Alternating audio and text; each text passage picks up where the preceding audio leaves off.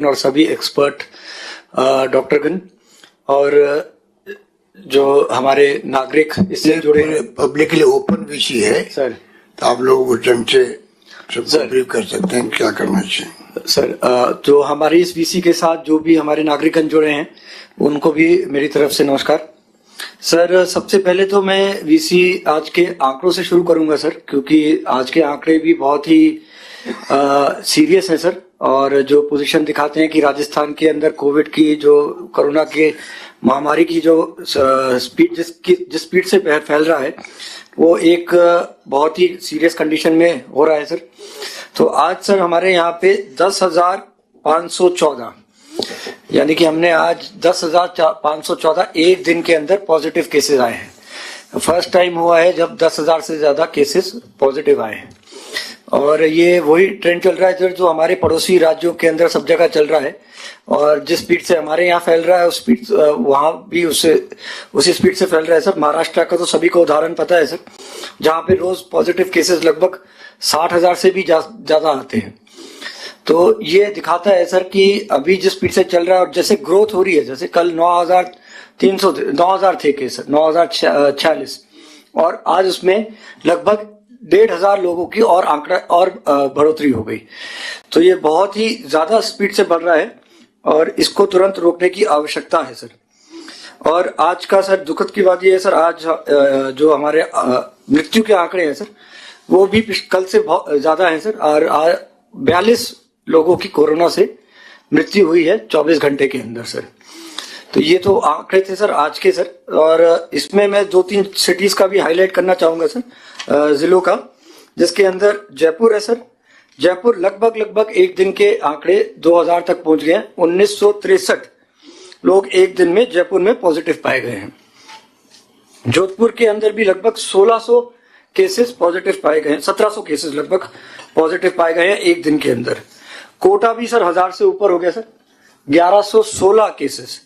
और कोटा में सर आज 13 डेथ्स रिकॉर्ड हुई हैं सर। और उदयपुर भी सर 1,000 से ऊपर है। तो 4 जिले हमारे ऐसे हैं जिसमें पॉजिटिव केसेस एक दिन में 1,000 से ऊपर है। राजेश जी पीपीटी दिखाएंगे एक बार सर। अब एक छोटी सी पीपीटी है जिसके माध्यम से मैं अभी तक की जो स्थिति उभर के आई है पिछले 20 दिनों के अंदर उसके बारे में मैं सभी को जानकारी देना चाहूंगा सर।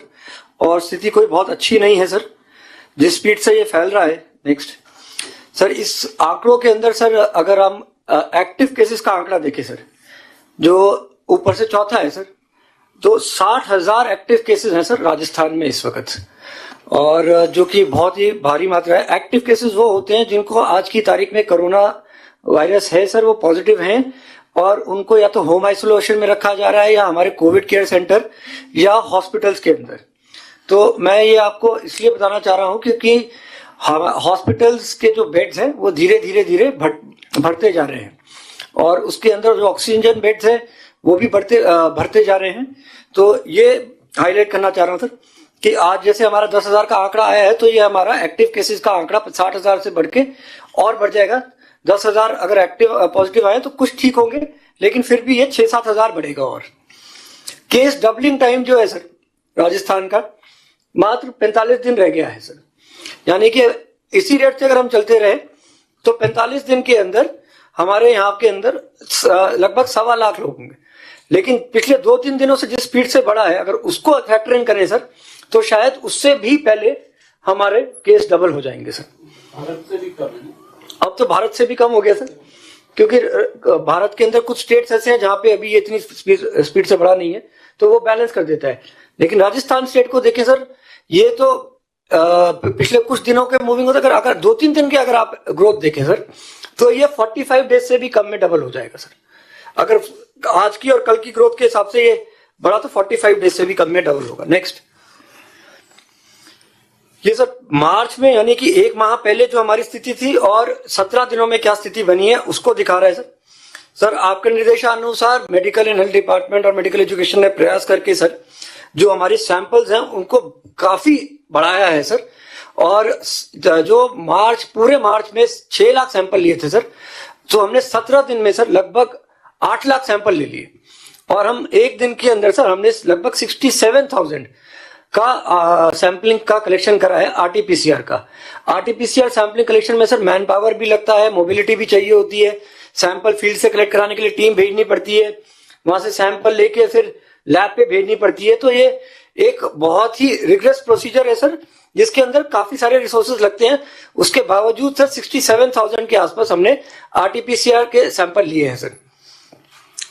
अब जो सीरियस बात है सर इसके अंदर जो देखने वाली है सर कि मार्च के अंदर, पूरे मार्च के अंदर सर हमारे यहाँ पर 31 मृत्यु हुई थी और 17 दिन के अंदर लगभग 300 मृत्यु हो गई है सर। यानी कि एक महीने के अंदर मृत्यु का आंकड़ा 10 गुना बढ़ गया है सर।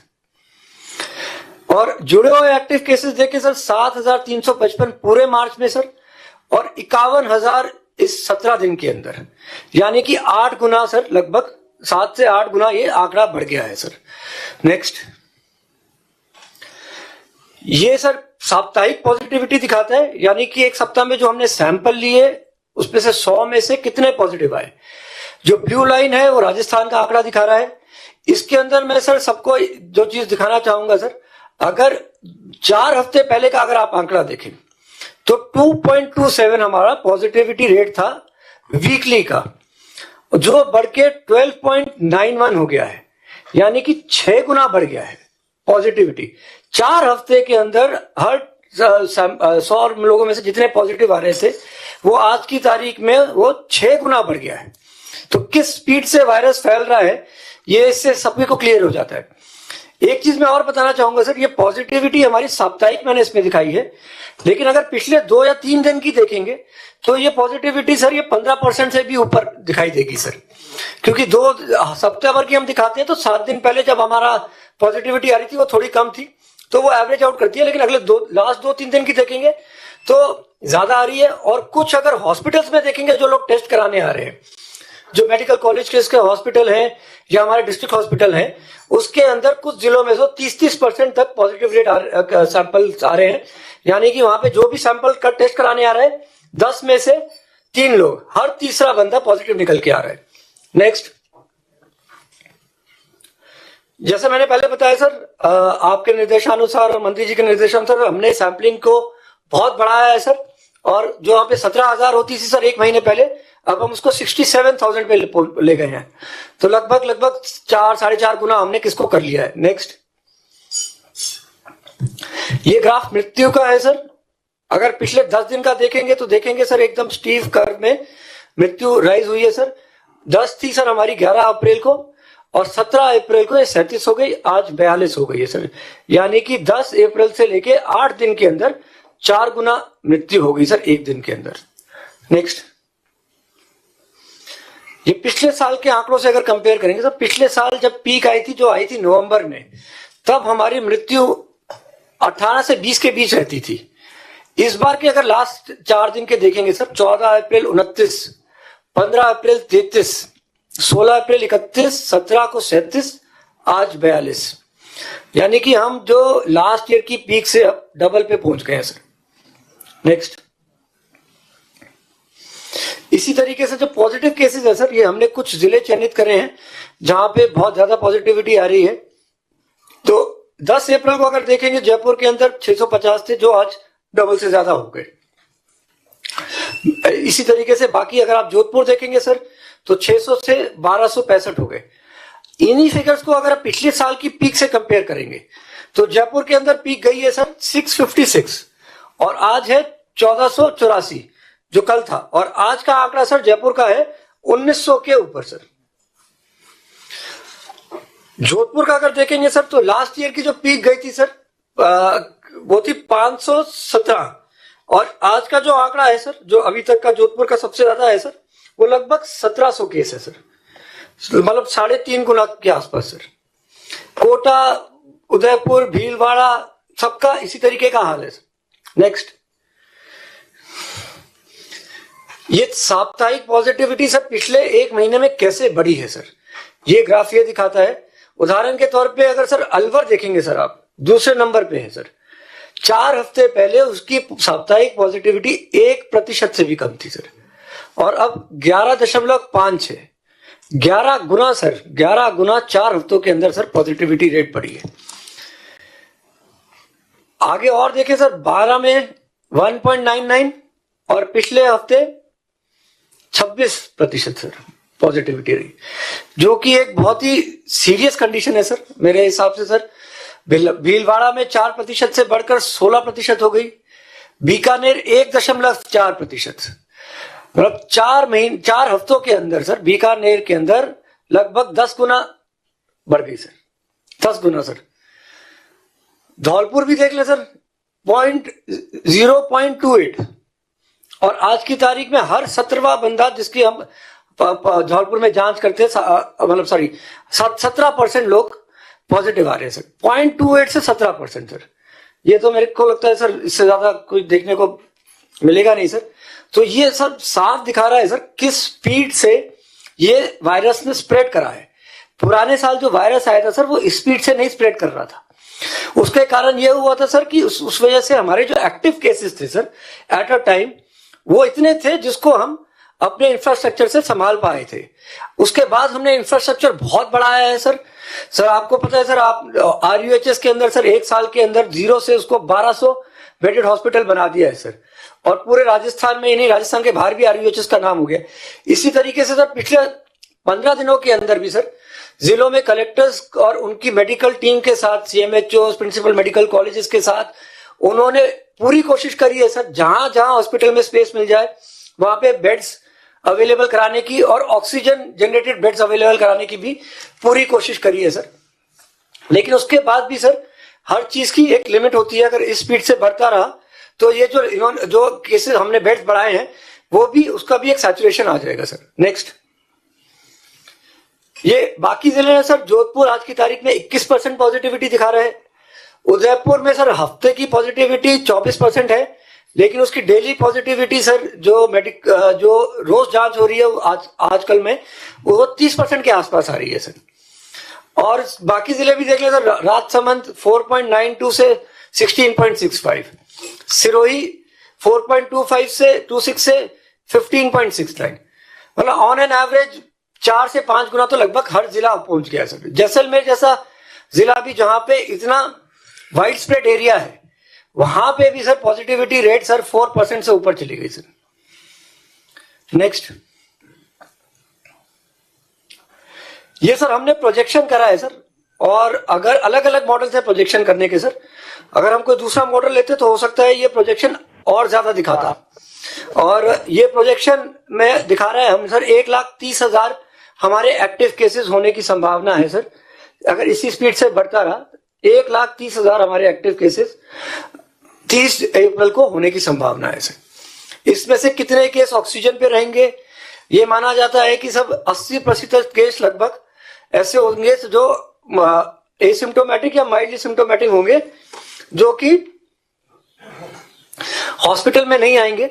लेकिन बाकी 20% केस आएंगे, उसमें से भी आधे से ज्यादा लोगों को ऑक्सीजन की रिक्वायरमेंट रहेगी। ऑक्सीजन की रिक्वायरमेंट के लिए सर हमने सब तरीके से कोशिश कर ली है। हमारे जितने ऑक्सीजन जनरेशन प्लांट्स थे वो सब फुल वर्किंग कैपेसिटी में है। वो हमने उनको 24 घंटे बिजली देना शुरू कर दिया। जो गांव ग्रामीण इलाके में भी जो प्राइवेट थे सर वो भी फुल जनरेशन पे चले जाए। वो पहले रूरल फीडर पे थे, अब उनको भी 8 घंटे से 24 घंटे पे शिफ्ट कर दिया है सर। जितने हमने ऑक्सीजन कॉन्सेंट्रेटर्स हमारे जिले के अंदर मौजूद थे सर उन सबको अब हम यूज करने लगे, सबको मेडिकल कॉलेज में लाने लगे।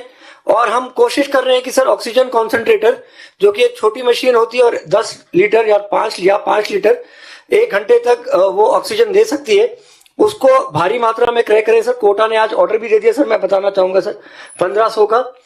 लेकिन ये सब आने में थोड़ा समय लगेगा सर, और हमारी क्राइसिस अभी हमारे सामने है सर।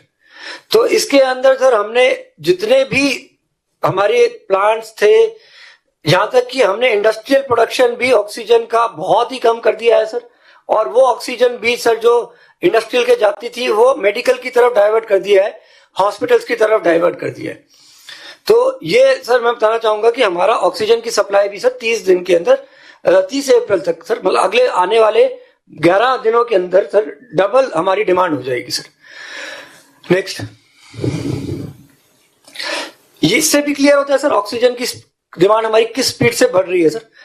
ये अगर हम ऑक्सीजन हमने दिखाया सर D टाइप सिलेंडर्स के तहत, ये पूरे राजस्थान का फिगर है सर। इसके अंदर मैं बताना चाहूंगा सर, पूरे राजस्थान का फिगर भी कई बार कंफ्यूजिंग हो जाता है, क्योंकि हमारे अगर 33 जिले हैं, हो सकता है कि 2-3 जिलों के अंदर ऑक्सीजन की समान डिमांड एकदम से बढ़ जाए, और उसका मूवमेंट कराना इतना आसान नहीं होता है, क्योंकि टैंकर से कहीं हमारे जो प्लांट्स होते हैं वो तो वहीं पे स्थापित होते हैं, तो वो तो उसी वक्त दे ही रहे होते हैं। उसके अलावा अगर हमारे को कहीं से मंगवाना है तो ऑक्सीजन के सिलेंडर टैंकर्स होते हैं, उनसे मंगवाना पड़ता है। राजस्थान का भौगोलिक क्षेत्र बहुत बड़ा है, तो हमारे टैंकर्स के मूवमेंट में भी टाइम लगता है सर। नेक्स्ट, ये सब ब्लू अगर लाइन देखें सर, तो ये ब्लू लाइन दिखा रही है कि हमारे को 4 अप्रैल को ब्लू लाइन दिखा रही है कि कोविड के पेशेंट्स को हम कितना सप्लाई कर रहे थे सर ऑक्सीजन, जो कि लगभग 2000 सिलेंडर्स थे, और 4 से आज 17 हो गई सर। 13 दिन के अंदर, कल 17 थी सर, 13 दिन के अंदर ये आंकड़ा लगभग 4 गुना हो गया सर। तो ये किस स्पीड से ऑक्सीजन की डिमांड भी आ रही है सर, ये उसको स्पष्ट दिखा रहा है सर। 13 दिन के अंदर 4 गुना ऑक्सीजन की डिमांड हो गई सर। नेक्स्ट, ये मृत्यु का विश्लेषण है सर, 1 अप्रैल यानी 17 दिन का हमने विश्लेषण किया है सर। इसके अंदर अगर हम देखेंगे सर, अभी भी 60 वर्ष से अधिक लोगों की मृत्यु ज्यादा हो रही है सर, लेकिन जो देखने का आंकड़ा है सर, ग्रामीण क्षेत्र के लोगों की भी 77 लोगों के जो ग्रामीण परिवेश से हैं सर, उनकी भी मृत्यु हुई है। 30% ग्रामीण एरिया से हुई है। तो जो पहले बात कही जाती थी सर कि ये शहर की बीमारी है, वो भी इस वेव के अंदर ये कुछ हद तक ये गलत साबित हुई है कि ये केवल शहर की बीमारी है। कोमॉर्बिड वाले 56% लोग हैं जो कोमॉर्बिड वाले, इसीलिए हम सरकार ने सर एडवाइजरी भी जारी कर रही है कि अनावश्यक घरों से बाहर लोग ना निकलें, स्पेशली जो कोमॉर्बिड वाले हैं, 60 साल से ऊपर वाले हैं, कोई भी व्यक्ति अनावश्यक घर से बाहर ना निकले। तो उसी में सबकी भलाई है, उसी में उन लोगों की भी सेफ्टी है। इसके साथ मैं ये भी बताना चाहूंगा सर कि इस बार जो देखने को आया है सर, ये मृत्यु है। मृत्यु के अलावा पॉजिटिव केसेस के बारे में मैं बताना चाहूंगा सर कि 62% पॉजिटिव केसेस 45 ईयर्स से यंग लोगों में है, जो पिछली बार देखने को नहीं आया था। पिछली बार यंग लोगों को, छोटे बच्चों को ये बीमारी बहुत कम इफेक्ट कर रही थी। नेक्स्ट, ये केसेस अगर देखें सर, मैं पहले भी बता चुका हूं, मैं एक बार फिर दोहराना चाहूंगा सर कुछ जिलों के आंकड़े। 3 अप्रैल को जयपुर के अंदर 400 से भी कम डेली पॉजिटिव केस आए थे। 4 को देखेंगे तो 250 ही आए थे 4 अप्रैल को, और 17 तारीख को आए 1484, और आज लगभग 2000, यानी कि सर 13 दिन के अंदर 8 गुना पॉजिटिव केस दिन में आने पड़ गए सर। उदयपुर देख लें सर, 137 था सर 4 तारीख को, और आज 1000 आए हैं सर, ये भी लगभग 8 गुना है सर। कोटा 225 था सर, और कोटा भी अब 1000 से ऊपर चल रहा है सर, 5 गुना से ज्यादा सर। तो लगभग सर सारे जिलों में अब ये स्थिति आती जा रही है कि केसेस रोज बढ़ते जा रहे हैं सर। नेक्स्ट, ये बाकी जिलों के आंकड़े हैं सर, जो छोटे जिले भी है, जो सवाई माधोपुर 209 हो गए सर, और उसी हिसाब से अगर सर बाकी जिले भी अगर हम देख लें सर, धौलपुर 117 लोग हो गए सर, टोंक के अंदर एक दिन के अंदर 129 लोग हो गए सर। छोटा जिला है सर दौसा, 130 लोग हो गए सर। चूरू 168 लोग हो गए सर। तो लगभग सारे जिलों के अंदर आंकड़े। जैसलमेर में पहले ही बता चुका हूं सर, 47 हो गए सर, क्योंकि जैसलमेर में डिस्टेंसेस इतने ज्यादा हैं तो एक्सपेक्ट नहीं करता है कोई कि वहां पे भी ये फैलेगा। नेक्स्ट, ये ग्राफ सर, सारी चीजें जो मैंने अभी तक कही हैं वो एक सिंगल ग्राफ में स्पष्ट हो जाती है सर। ये ग्राफ 17 मार्च 2020 से लेकर 17 अप्रैल 2021 का हमने ग्राफ बनाया है। नए पॉजिटिव केसेस कितने हैं सर, उसको देख ले सर। जो नवंबर की पीक है और जो अब की पीक है सर, वो एक दिखाई देता है क्लियर कि पीक में कितना डिफरेंस है सर। और दूसरी चीज तो दिखाई देती है सर, जो दिखाती है कि स्पीड से बढ़ा है सर ये कोरोना वायरस, कि पीक किस स्पीड से आई है सर। शुरू में जब पिछले साल जब पीक आई थी सर, तो मई से धीरे धीरे धीरे ग्राफ बढ़ा था, शायद मेरे ख्याल से 25 से 30% का एंगल होगा सर। और अगर अभी देखेंगे सर तो ये 90%, लगभग 90%, 85-86 डिग्री पे होगा सर, लगभग 90% के ऊपर सर ये ग्राफ है सर। नेक्स्ट,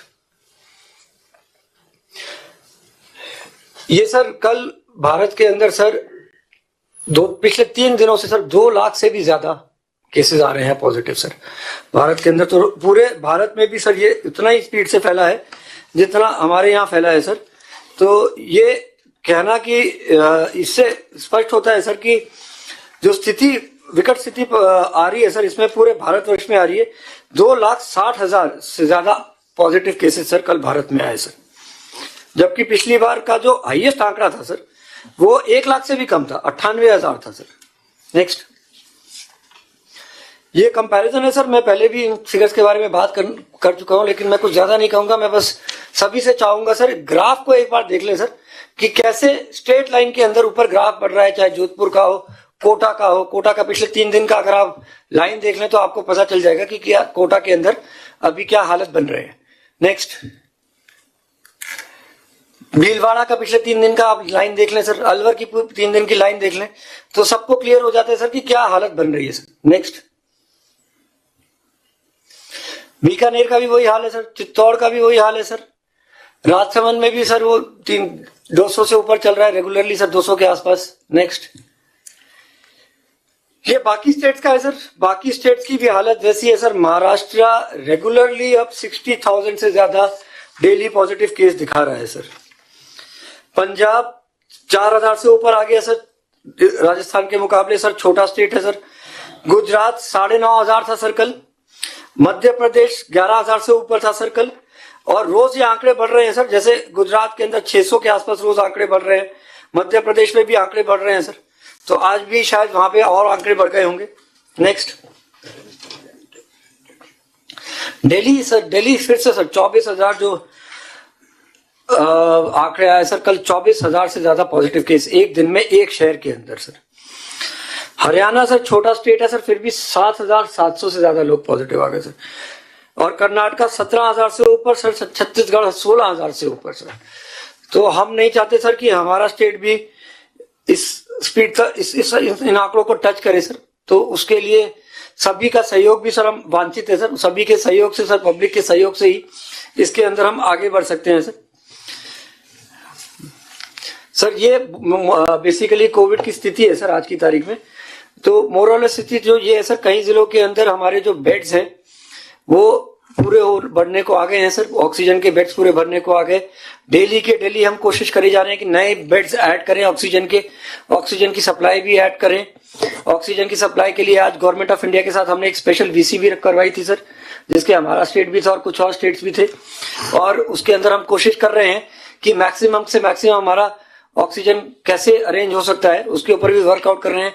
हमने स्टेप्स लिए हैं सर, जैसे मैंने बताया 24 घंटे बिजली ऑक्सीजन प्लांट्स में रहेगी, नए ऑक्सीजन बेड्स ऐड कर रहे हैं। लेकिन इन सब की एक सीमा है सर, इतनी जल्दी जो इनको और ऐड करने की सीमा है। तो सभी से मेरा फिर अनुरोध रहेगा, जो मैंने पहले भी वीसी में बोला, अनावश्यक घर से बाहर ना निकले, कोविड अप्रोप्रिएट बिहेवियर की पूरा पालना करें। मास्क 101% घर से बाहर निकलना ही नहीं है किसी को, अगर उसके मुंह पे मास्क ना हो। और अगर बाहर रहे तो मास्क को नीचे नहीं करें, पब्लिक प्लेस के अंदर मास्क को नीचे नहीं करें, वो पूरा ऑब्जेक्टिव मास्क पहनने का खत्म हो जाता है। सर मुझे अपनी तरफ से इतना ही कहना था सर। हमारे साथ हमारे स्वास्थ्य मंत्री रघु समानी बैठे हुए हैं, स्वास्थ्य राज्य मंत्री सुभाष गर्ग जी हैं, और इस वीडियो कॉन्फ्रेंसिंग से एक तरफ तमाम मंत्रिमंडल के साथी जुड़े हुए हैं, राजस्थान भर के अंदर, जयपुर में भी।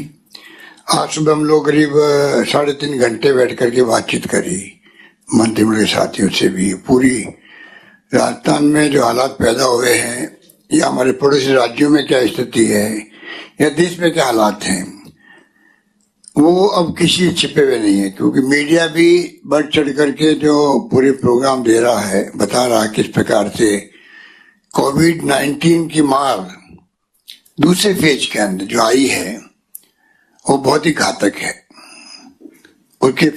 उसकी फैलने की रफ्तार भी बहुत तेज है। इसलिए परिवार के परिवार गिर जाते हैं आपस के अंदर, इतनी तेज रफ्तार है। नौजवानों को पहले कम होते था, बुजुर्गों को ज्यादा इफेक्ट होते थे। अब तो नौजवान भी, छात्र भी और बच्चे भी आने लग गए हैं। मृत्यु दर बहुत ज्यादा हो गई है, कोई सोच नहीं सकता था। राजस्थान के आंकड़े भी अभी आपने देखे हैं। कोई कल्पना नहीं कर सकता था कि राजस्थान में भी प्रतिदिन 30, 35, 40 तक पहुंच जाएंगे। सोचा भी नहीं था। कल जोधपुर में 17 पहुंच गए, आज कोटा में 10 पहुंच गए। और बाकी राज्यों में आप देख रहे हो क्या हो रहा है। महाराष्ट्र में भी, यूपी में भी, गुजरात के अंदर भी, दिल्ली में भी, सब जगह आग लगी हुई एक प्रकार से। ऑक्सीजन, दवाइयां जो रेमडेसिविर या अन्य दवाइयां, सबकी मांग एक साथ में पूरे मुल्क में उठ रही है कि कल प्रधानमंत्री जी को सिर्फ और सिर्फ इसलिए ऑक्सीजन, दवाइयों की जो कमी है उसका मैनेजमेंट कैसे करें, उसके ऊपर उनको अपोजिशन पार्टी अधिकारियों के साथ मीटिंग करनी पड़ी। उच्च अंदाज कर सकते हैं हम किस दिशा में जा रहे हैं। पिछले एक साल में जो टेंशन नहीं था लोगों को, उतना टेंशन तो अभी एक महीने में आ गया। एक महीने नहीं हुआ अभी तो 1 अप्रैल से जो ग्राफ बढ़ा है, अभी देखा आपने ग्राफ को, उच्च रूप में बढ़ रहा है। और पिछली लड़ाई भी लड़ी गई तो हम लोगों ने शुरुआत से ही पॉलिटिकल पार्टियों को, धर्मगुरुओं को, एक्टिविस्ट को, सामाजिक संगठनों को, कर्मचारी यूनियन के नेताओं को, लेबर यूनियन के नेताओं को, सबको बात करी और हम लोगों ने प्रदेशवासियों का आह्वान किया। और मुझे खुशी है कि पहले फेज के अंदर जो सहयोग एक दूसरे को किया आप लोगों ने, सबने, जो अभी ये वीडियो कॉन्फ्रेंसिंग ओपन है, लाखों लोग सुन रहे हैं इसको, और सबने मिलकर जो सहयोग किया, कोई भूखा नहीं सोए, ये हमने कहा था। और वास्तव में कोई भूखा नहीं सोआ। इस प्रकार का पक्का खाना, कच्चा खाना, खाने के पैकेट बंटवाए गए, सरकार ने बांटे आपस के अंदर। एमएलए साहबान ने भी अपने एमएलए फंड में से बांटे थे, आपको याद होगा। एनजीओ ने भी खाना बना के, पक्का खाना पका कर खिलाया गया सबको, चाहे सफाई कर्मी हो चाहे पुलिस कर्मी हो, सब लोगों ने एक दूसरे को सहयोग किया था। और पूरे देश में वाहवाही हुई थी राजस्थान की। भीलवाड़ा मॉडल तो देश के बाहर भी पहुंच गया। एक वो वक्त था तब हम गर्व के साथ कह सकते थे कि राजस्थान भी टॉप पर है। फिर वैक्सीनेशन आया, वैक्सीनेशन भी राजस्थान टॉप पे चला गया। पर डे 5,65,000 तक हम पहुंच गए। और परसेंटेज वाइज सब कैटेगरी में हम लोग टॉप पे पहुंच गए। देश के अंदर राजस्थान और महाराष्ट्र 2 स्टेट लगभग बराबर थे। पर महाराष्ट्र में तो आप देख दो 50,000, 60,000, आज मेरे ख्याल 67,000 वहां पर डे पेशेंट आ रहे हैं। जितने पेशेंट पिछले साल पूरे देश में आए थे 98,000 लगभग, अब खाली महाराष्ट्र में 67,000 पेशेंट आ रहे हैं, संक्रमित हो रहे लोग। और पूरे देश के अंदर 2 लाख के आसपास पहुंच गए। तो जिस गति से ये पूरे देश में और प्रदेशों में फैल रहा है, पूरा देश चिंतित है और इस पे काबू पाना बहुत आवश्यक है। क्योंकि हम लोग दूसरे मुल्कों के हाल सुन चुके हैं, देख चुके हैं, समझ चुके हैं। जब ये कोरोना शुरू हुआ था तब अमेरिका में, इंग्लैंड में, जर्मनी में, जापान में, इटली में, स्पेन में क्या क्या नहीं हुआ। इस बार भी वहां पे भी दूसरी लहर आई तो बकायदा वहां पर इजराइल ने भी, सिंगापुर ने भी, यूके ने तो बहुत कड़ा लगाया लॉकडाउन। 4-5 महीने से चल रहा, वहां पर 4-5 महीने से चल रहा है। अब जाके वहां मामूली से पेशेंट आ रहे हैं। 50% वैक्सीनेशन कर दिया वहां पर। सिंगापुर में भी बहुत कड़ा लॉकडाउन समझ लीजिए, या मास्क लगाए कोई, बिना मास्क के कोई व्यक्ति सड़क पे नहीं आ सकता। $5, $500, $5,000 कोई सोच नहीं सकता। इस प्रकार के पैलेट लगाना शुरू कर दिया वहां पर। इस प्रकार से सब अपने राज्य देश को बचा रहे हैं पूरे विश्व के अंदर। और हमारे देश को भी बचाना आवश्यक है, हमारे प्रदेश को बचाना हमारा परम कर्तव्य है।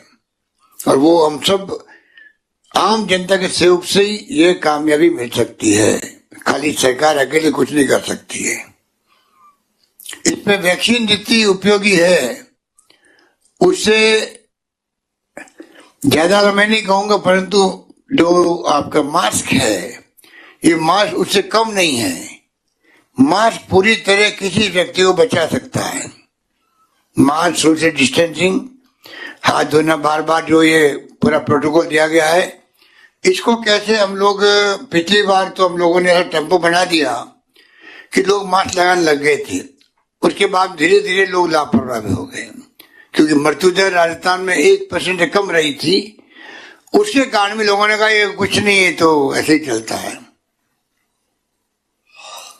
गांव में भी लगा, गांव में गए ही नहीं, जबकि 30% जो मृत्यु है वो गांव के लोग हो रही है। 30% जो आ रहे मरीज वो गांव के आ रहे हैं, तो गांव में भी ये पहुंच रहा है, क्योंकि कुंभ मेले से लोग आ रहे हैं, गुजरात से आ रहे हैं, मध्य प्रदेश से आ रहे हैं, दिल्ली से आ रहे हैं।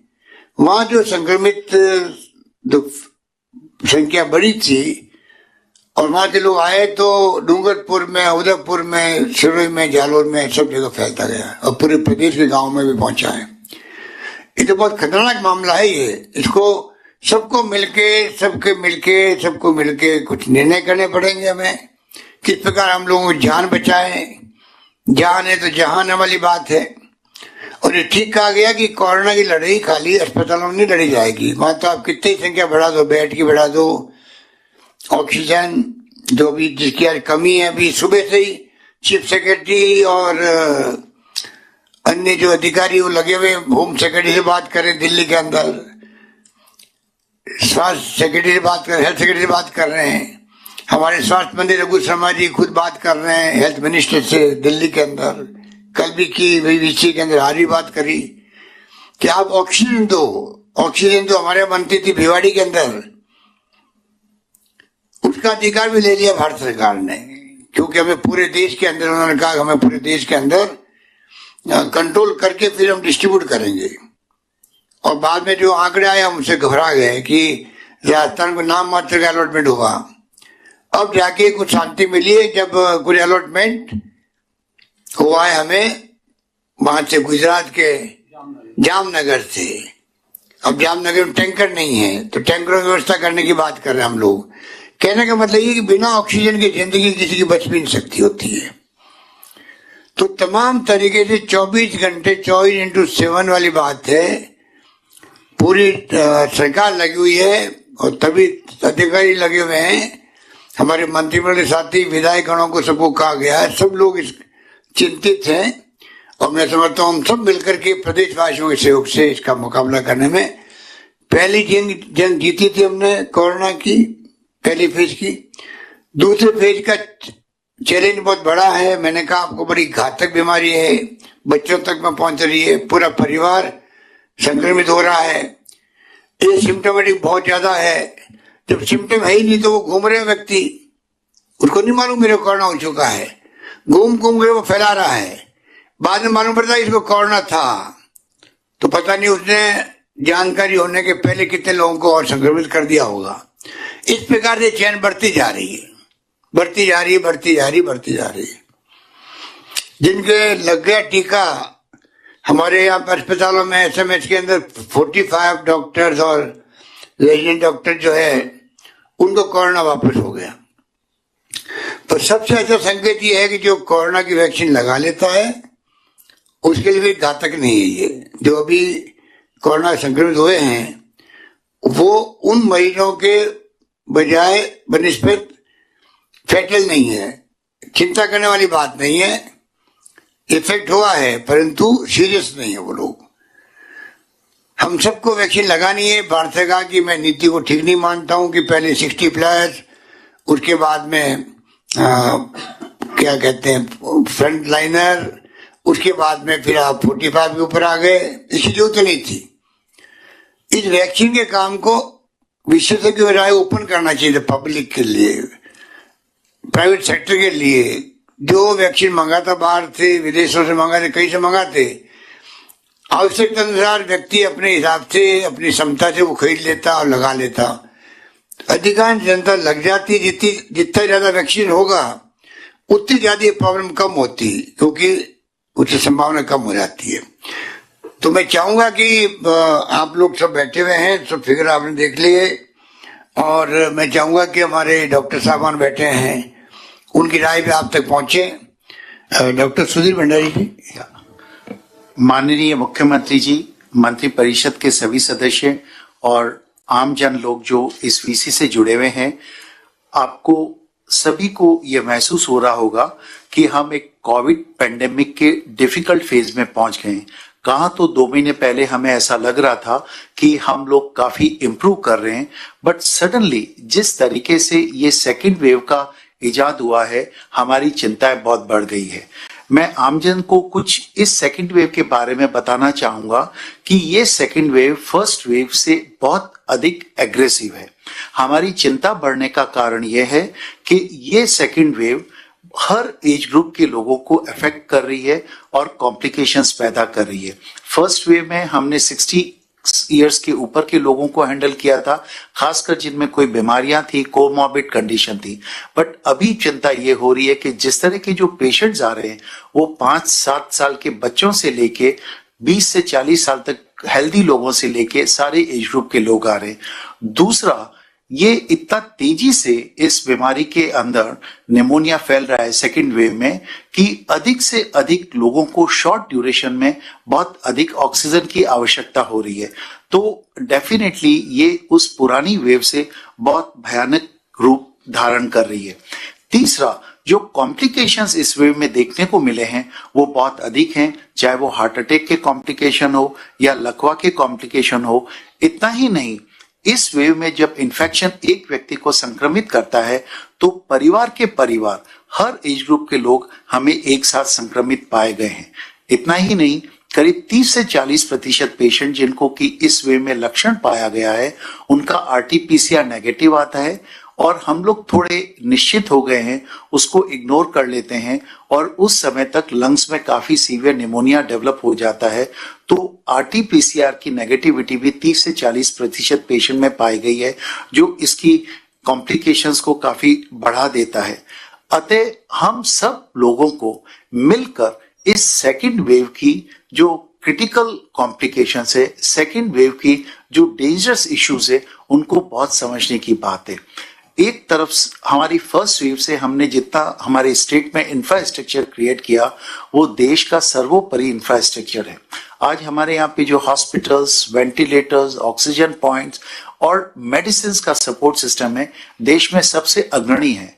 बट आपको ये जानना चाहिए कि केसेस इतनी अधिक मात्रा में बढ़ रहे हैं, कहां 10,000 केसेस प्रतिदिन हमारे स्टेट में आ रहे हैं, फिर भी हमारा इंफ्रास्ट्रक्चर जो कि माननीय मुख्यमंत्री और स्वास्थ्य मंत्री के देखरेख में क्रिएट किया गया है, वो आज हम कॉन्फिडेंटली उसको हैंडल कर पा रहे हैं। बट अगर इसी स्थिति से ये केसेस बढ़ते गए तो आपको ध्यान होगा, मैं नहीं सोचता देश लाइक अमेरिका, इटली और स्पेन हमारे से वो कई गुना संपन्न है। अगर वहां का इंफ्रास्ट्रक्चर भी कॉलेप्स कर सकता है तो हमारे कितना भी सुदृढ़ इंफ्रास्ट्रक्चर हो उसको कॉलेप्स करने में देरी नहीं लगेगी। आपने देखा होगा अमेरिका के अंदर करीब 10 लाख डेथ्स हो गई हैं। कैलिफोर्निया और न्यूयॉर्क के अंदर एम्बुलेंस को 3-3 घंटे तक पेशेंट्स की जगह हॉस्पिटल में नहीं मिलती थी। स्पेन के अंदर 25% लोगों ने एम्बुलेंस में ही दम तोड़ दिया। इटली के अंदर 30% लोगों ने रोड्स और अपने घरों में ही दम तोड़ दिया बिकॉज वहां का इंफ्रास्ट्रक्चर इसको कैटर नहीं कर पाया। हमारी प्रिपेयर्डनेस बहुत अच्छी है, बट अगर उन संपन्न और इतने साधन युक्त देशों में ऐसा हो सकता है तो हमको भी बहुत सीखने की बात है। अतः ये बहुत इंपॉर्टेंट है कि हम सब लोग इस महामारी को समझें। जैसा कि डॉक्टर वीरेंद्र सिंह साहब ने बताया, इस वायरस का इंक्यूबेशन पीरियड 14 दिन होता है। अगर हम 14 दिन अपने आप को आइसोलेट कर लें, वायरस को किसी भी दूसरे पर्सन में फैलने का मौका नहीं मिलेगा, क्योंकि जितना वायरस अधिक फैलता है उतना वायरस म्यूटेट करता है। और अभी जो डबल म्यूटेंट स्ट्रेन हमारे देश में पाया गया है वो घातक और अधिक फैलने की क्षमता है। दूसरा, अभी एक नया कॉन्सेप्ट आया है कि ये वायरस हमारे बोलने से या छींकने से ही नहीं फैलता है, ऐसा प्रतीत होता है कि ये वायरस हवा में आ गया है। जब ये वायरस हवा में आ जाता है, जिसको कि हम एयरबॉर्न डिजीज बोलते हैं, जो मेडिकल प्रोफेशन की बाइबल जिसको कहते हैं वो होता है लैंसेट नामक जर्नल। 3 दिन पहले उस जर्नल में आया कि ये वायरस एयरबॉर्न हो गया है। एयरबॉर्न का तात्पर्य है कि अगर कोई भी मेरे जैसे सपोज मैं एसिम्प्टोमेटिक पॉजिटिव पेशेंट हूं, अगर मैं बातचीत भी कर रहा हूं तो मेरे चारों तरफ एनवायरनमेंट के अंदर मैं 3 से 4 घंटे तक लाइव वायरस छोड़ दूंगा। अतः आपको मालूम होगा कि इस बीमारी में 80% लोग एसिम्प्टोमेटिक होते हैं, 15 से 16% लोग थोड़े सिम्टम होते हैं और 3 से 4% बहुत क्रिटिकल होते हैं। उन 15 से 16 में बाद में कुछ लोग और भी क्रिटिकल हो जाते हैं। अतः एसिम्प्टोमेटिक पेशेंट थोड़ा अपनी शिथिलता के कारण, कोविड अप्रोप्रिएट बिहेवियर फॉलो नहीं करने के कारण, जिस तरह हमारी सोसाइटी ओपन हो गई है, food courts, movie hall, theatre, shopping और खासकर यंग जनरेशन जिस तरह रिलैक्स हो गई है, हो सकता है कि ये जनरेशन एयरबॉर्न इन्फेक्शन की तरह अथाह हजारों लोगों को इन्फेक्ट कर दे। एक एसिम्प्टोमेटिक इन्फेक्टेड पर्सन 100 से 120 लोगों को इन्फेक्ट कर सकता है। अतः मेरा आप लोगों से नम्र निवेदन होगा कि इसकी फैलने को बचाने के लिए, एयरबॉर्न के कॉन्सेप्ट को समझने के लिए आप लोग मास्क अति आवश्यक लगाएं। मास्किंग एक ही तरीका है जिससे आप इंटरपर्सनल स्प्रेड को रोक सकते हैं और अगर ये एयरबॉर्न इन्फेक्शन है तो इससे भी बचा जा सकता है। दूसरा, मैं आपको ये बताना चाहूंगा कि हर एज ग्रुप के बच्चे आने लग गए हैं और हर एज ग्रुप यंगर लोगों के अंदर कॉम्प्लिकेशंस बहुत अधिक हो गया है। आज हमारी व्यथा थोड़े दिन पहले जो इंग्लैंड, स्पेन और इटली की थी वो हो जाएगी। मेरे पास कुछ स्टैटिस्टिक्स हैं कि इंग्लैंड, जहां पे 15 दिन पहले तक करीब 50 से 60 हजार पेशेंट्स आते थे, स्टिफ लॉकडाउन के कारण इंग्लैंड के अंदर आज सिर्फ 1200 केसेस आए हैं और 0 डेथ्स हुई है। इजराइल और सिंगापुर 2 ऐसे देश हैं जहां पे लॉकडाउन भी हुआ है और वहां पे वैक्सीनेशन भी हुआ है। आप सोच सकते हैं इजराइल में आज सिर्फ 14 पेशेंट्स आए हैं और 0 डेथ्स हुई है, और सिंगापुर के अंदर आप सोच सकते हैं वहां पे मास्क नहीं लगाने का फाइन भारतीय मुद्रा के अनुसार 10,000 रुपए था, वहां पे सिर्फ 34 पेशेंट आए और 0 डेथ्स हुई है। अतः हमें कुछ इन डेवलप कंट्री से सीखना चाहिए जिन्होंने शुरू में शीतलता बरती। उनके संसाधन हमारे से बहुत अधिक थे, ऑल्दो हमारे संसाधन भी बहुत स्ट्रांग है। We need to be very careful. Sir, मैं एक चीज आपके वो रिक्वेस्ट करना चाहूंगा कि आज काफी चिंता का विषय है, हमारे 10,000 पेशेंट आ गए हैं, 60,000 एक्टिव पेशेंट्स है। अगर उनमें हमने शीतलता बरती तो एक पेशेंट 120 लोगों को इन्फेक्ट करने वाला है, तो ये हमारे क्रिटिकल पेशेंट दिन पर दिन बढ़ने वाले हैं। आप हमारे सेक्रेटरी साहब बता चुके हैं, पूरे मार्च महीने में हमारी जो 31 डेथ्स हुई थी और 15 दिन में अप्रैल में हम 300 लोगों को खो चुके हैं। बट इसमें चिंता का विषय पिछली वेव से ये है, ये 300 लोगों में से 50% से ज्यादा हमारे यंग लोग हैं जो हेल्दी लोग थे और वो 45 साल के कम उम्र के हैं। ये बहुत पेनफुल कंडीशन है।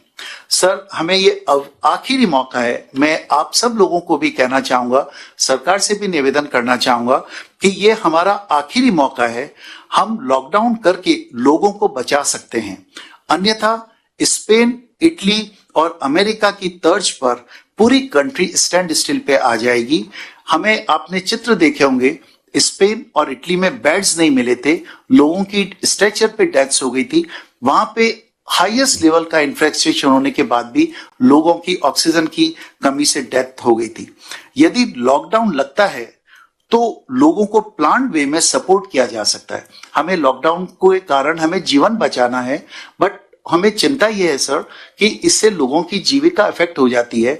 हमने पहले लॉकडाउन से सीखा है कि प्लान वे के अंदर अगर कभी इस तरह का स्टेप लेते हैं तो हम लोगों को सपोर्ट कर सकते हैं। और अगर हमने ये एग्रेसिव स्टेप नहीं लिया सर, तो जिस तरह से केसेस बढ़ रहे हैं, मैं निश्चित तौर पे कह सकता हूं कि 1921 में जो जो फ्लू पेंडेमिक हुआ था, हमारे इस पेंडेमिक में भी लाखों लोगों की डेथ उस फ्लू पेंडेमिक 1921 के बराबर हो सकती है।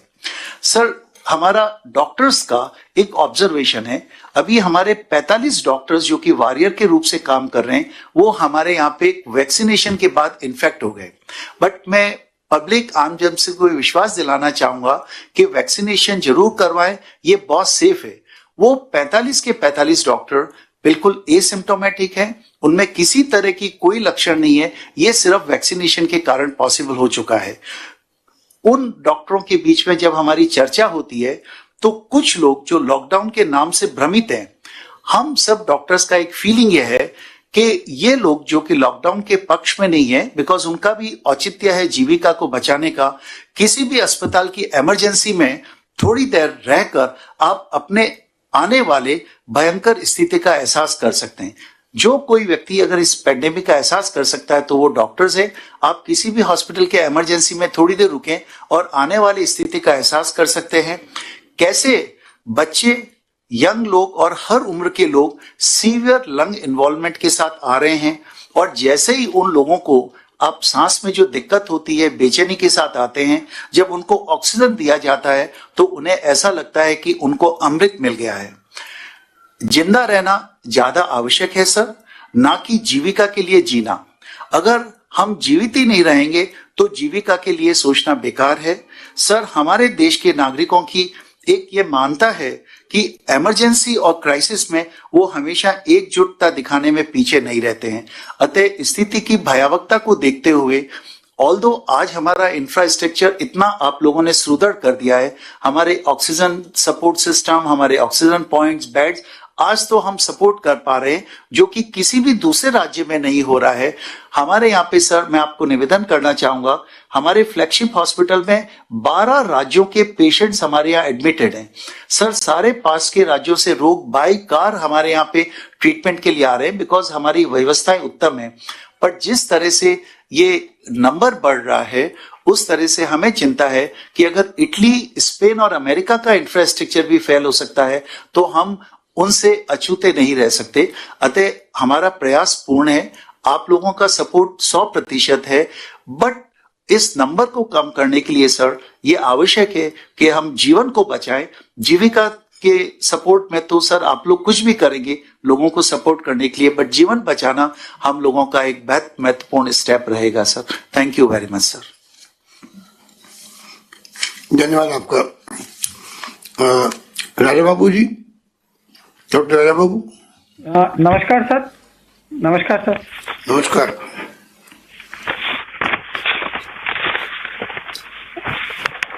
सर, जब मैंने सवेरे भी अर्ज किया था और अभी भी मैं सभी लोगों को ये निवेदन करता हूं और नमस्कार करता हूं, सभी मुख्यमंत्री महोदय, हेल्थ मिनिस्टर महोदय, बाकी सारे मंत्रीगण और बाकी आम जन जो कि इससे वीडियो कॉन्फ्रेंस से जुड़े हुए हैं, उन सब से मेरा ये निवेदन है कि जैसे कि इन्होंने बताया है, सेक्रेटरी साहब ने बताया है, बाकी डॉक्टर्स ने बताया है कि स्थिति बहुत भयंकर है और इस स्थिति से निपटना बहुत मुश्किल काम प्रतीत होता है।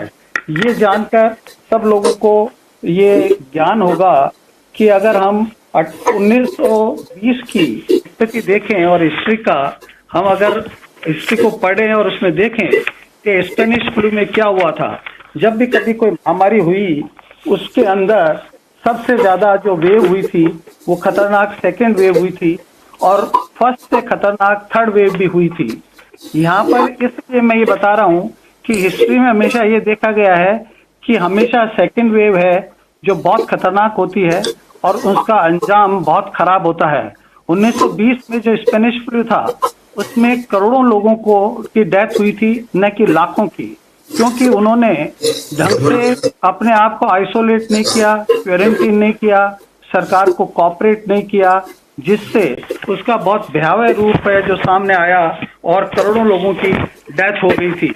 आज मैं यही बताना चाहता हूं, अगर हम डेटा देखें, जैसा कि सेक्रेटरी साहब ने डेटा बताए हैं और बाकी सब डॉक्टर साहब ने बताए हैं कि आप सभी को पता है कि हमारे देश में कोविड-19 की लहर के परिणाम हम सब के सामने आने लग गए हैं। अगर आप इन्फेक्शन रेट देख लें, आप डबलिंग टाइम देख लें जो डिक्रीज हो रहा है, आप R0 फैक्टर देख लें और जो पॉजिटिविटी है उसको देख लें और म्यूटेशन देख लें, तो हमें ज्ञात होगा कि हम बहुत सीरियस दौर से गुजर रहे हैं और हमको बहुत सावधानी बरतने की जरूरत है। हम यहाँ पर पाएंगे कि देश प्रदेश में कोविड मरीजों की संख्या में दिन प्रतिदिन भयानक रूप से लगातार वृद्धि हो रही है और कोरोना अब भयंकर रूप ले रहा है। जहां तक सवाल है सरकार का, सरकार ने अपने लेवल पे प्रदेश की जनता के बचाव रखने के हर संभव इलाज मुहैया कराने में कोई कमी नहीं रखी है और भरसक प्रयत्न किए हैं। सरकार ने मेडिकल इंफ्रास्ट्रक्चर को बहुत बेहतर बनाया है। अस्पतालों में बेड्स, आईसीयू, वेंटिलेटर इनका इंतजाम किया है और साथ साथ में सरकार ने सबको निवेदन भी किया है कि कोविड-19 बिहेवियर की पालना सुनिश्चित कराने के लिए पूरे प्रयास किए हैं। अस्पतालों में डॉक्टरों, नर्सिंग स्टाफ, पैरामेडिकल स्टाफ, अन्य मेडिकल स्टाफ की पूरी व्यवस्था की है। टेस्टिंग क्षमता की 0 से 70,000 तक कर दिया है। इस प्रकार तमाम इंतजामों में कोई कमी नहीं रखी गई है और टेस्टिंग, कॉन्टैक्ट ट्रेसिंग की कार्रवाई राज्य सरकार खूब लार्ज स्केल पे कर रही है और माइक्रो कंटेनमेंट है वो भी लार्ज स्केल पर बनाया जा रहा है और प्रचार प्रसार जन आंदोलन के माध्यम में भरसक प्रयत्न किए जा रहे हैं। लेकिन यहाँ ग्राउंड लेवल पे पिक्चर डिफरेंट है क्योंकि ये कोविड महामारी सेकेंड वेव बहुत खतरनाक है। फर्स्ट वेव और सेकेंड वेव को देखें तो लगता है कि सेकेंड वेव बहुत एग्रेसिव है और लेकिन लोगों में फियर बहुत कम हो गया है, जबकि पहले वेव में फियर ज्यादा था और वायरस बहुत एग्रेसिव नहीं था। इसलिए हमारा कर्व है जो नंबर बढ़े वो स्लो राइज हुआ था, जो कि अभी स्टीप राइज है। पहले के कंपैरिजन में अभी मृत्यु भी ज्यादा है और नया म्यूटेंट वायरस आ गया है जो बहुत खतरनाक है। साइंटिस्ट की राय के अनुसार अप्रैल और मई का महीना जो हमारे देश और प्रदेश के लिए बड़ा क्रूशियल और कठिन है। इन दिनों में हम साक्षात देख रहे हैं कि जितने केसेस पिछले साल 8-10 महीनों में आए थे उतने इस साल में 2 महीने में ही आ गए हैं और दिन प्रतिदिन केसेस का नंबर, मृत्यु का आंकड़ा भी बढ़ता जा रहा है, जो कि एक अत्यंत चिंता का विषय है। इसका सबसे बड़ा कारण है कि हमारे देश प्रदेश में कोविड डिसिप्लिन की पालना, जैसे कि मास्क लगाना, 2 गज की दूरी नहीं बनाकर रखना और बार बार हाथ धोना और जनता द्वारा नहीं किए जा रही है। एक सर्वे में बताया गया है कि एक पॉजिटिव केस के पीछे करीबन 40 व्यक्ति बिना कोई तकलीफ के एसिम्प्टोमेटिक घूम रहे हैं। तो आप अंदाज लगा सकते हैं कि अगर हम 1 लाख का आंकड़ा रखते हैं तो 40 लाख और लोग भी इस तरह के घूम रहे हैं जो कि बीमारी से पीड़ित हैं, जिनका हमको पता भी नहीं है और वो लगातार इन्फेक्शन को फैला रहे हैं। एक दूसरे में फैलाने से इन्फेक्शन की लगातार एक चेन बन गई है, उसको तोड़ना बहुत जरूरी है। मैं यहाँ बताना चाह रहा हूँ कि स्थिति बहुत खतरनाक और भयानक है। अगर हमारे कठोर और सख्त कदम नहीं उठाए गए तो बहुत ही डरावने परिणाम हो सकते हैं। अतः मैं जनता से, जनप्रतिनिधियों से, सभी से हाथ जोड़ के विनती करता हूँ कि सरकार के साथ मिलकर वो कड़े से कड़े कदम उठाएं, जैसे कि लॉकडाउन करना। यहाँ पर मैं समझाना चाहता हूँ कि लॉकडाउन का बेसिकली एक लेमैन के समझने के लिए क्या है, जैसा कि वीरेंद्र सिंह जी ने बताया कि अपने आप को स्टैंड स्टिल कर लेना। जो वायरस है जो घूम रहा है, वायरस अपने आप आपके घर नहीं आएगा। वायरस को तो कोई जाके बाहर से ही अपने घर लाएगा और अपने सारे घर वालों को इन्फेक्ट कर देगा और वो ऐसा स्प्रेड हो जाएगा कि एक से दूसरे में फैलता जाएगा और एक चेन बनती जाएगी। चेन बनेगी तो म्यूटेशन होएगा और नए तरह का वायरस आएगा जिस पे दवा असर नहीं करती है, न जान से पता चलता है और उसमें मृत्यु दर बहुत ज्यादा होती है। इसलिए हमें ये सबसे बड़ा ऑब्जेक्टिव है तो इसको ब्रेक करना, क्योंकि वायरस की साइकिल 14 दिन की होती है। क्योंकि पहले जब वो अंदर घुसता है तो वो अपना नंबर बढ़ाता है, दूसरा है वो जो बॉडी के ऑर्गन है उस पर अटैक करता है और दूसरों को फैलाता है, शेडिंग ऑफ वायरस कहते हैं जिसको। और तीसरा है कि उसके सिम्टम डेवलप होते हैं अगर उसको दूसरा आदमी नहीं मिलता है और तो ये चेन है जो ब्रेक हो जाती है, एक के बाद दूसरा मरीज नहीं मिलेगा, दूसरा इंसान नहीं मिलेगा तो ब्रेक हो जाएगी। और ब्रेक हो जाएगी तो हम इस 14 दिन की साइकिल को पूरा करके जो भी हमारी महामारी है उस पर विजय प्राप्त कर सकते हैं। और वो संभव और कोई चीज से नहीं है। हम सिर्फ आइसोलेशन, क्वारंटीन और अपने घर पर ही रहकर इससे इस साइकिल को तोड़ सकते हैं, इस चेन को ब्रेक कर सकते हैं। जो मोस्ट इंपॉर्टेंट पॉइंट है इस चेन को ब्रेक करना, जो 14 दिन का मिनिमम 14 दिन से 3 हफ्ते का, क्योंकि लाइफ साइकिल ऑफ वायरस की स्टडी करें तो उससे पता चलता है कि वायरस को मारने के लिए कम से कम इतने दिन के लिए हमें स्टैंड स्टिल और अपने आप को आइसोलेट रखना जरूरी है। अगर आप लोग टीवी पर देखें कि हमारे पड़ोसी राज्य में जैसे कि महाराष्ट्र और गुजरात एवं अन्य राज्यों में बहुत संख्या में केसेस बढ़ रहे हैं और मृत्यु दर बहुत ज्यादा है, जो कि ज्यादातर यंग में है, इंक्लूडिंग द दिल्ली। यहाँ यह देखा गया है कि कई स्टेट्स में इंक्लूडिंग दिल्ली बेड्स की, दवा की, ऑक्सीजन की बहुत कमी हो गई है। ये हमारे यहाँ भी हो सकती है। सावधान रहें, मैं आपको डरा नहीं रहा हूँ, आपको विनती कर रहा हूँ। सरकार है जो अपने पूरे एफर्ट्स कर रही है। सरकार आपके लिए इंफ्रास्ट्रक्चर बहुत रॉबस्ट तैयार किया है। सरकार आपके 2000 से 4000 बेड कर सकती है, आपके ऑक्सीजन सिलेंडर के हजारों लाखों में व्यवस्था कर सकती है, आपके आईसीयू के बेड्स की व्यवस्था कर सकती है।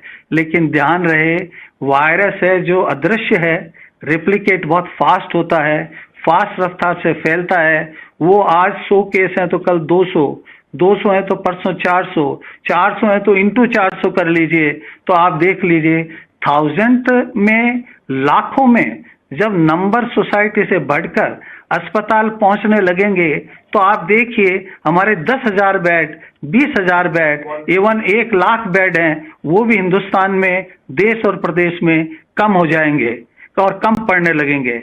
याद रखें आप, ये एक बहुत बड़ी विपदा है, इतनी भयंकर है कि मृत्यु भी जो खास तौर पे यंग लोगों में उनके क्रेमेशन करने के लिए भी लाइन लगानी पड़ रही है। अगर आप टीवी पे देखें, मरीजों को एम्बुलेंस में और ऑटो रिक्शा में ऑक्सीजन लगा के बचाने की कोशिश की जा रही है।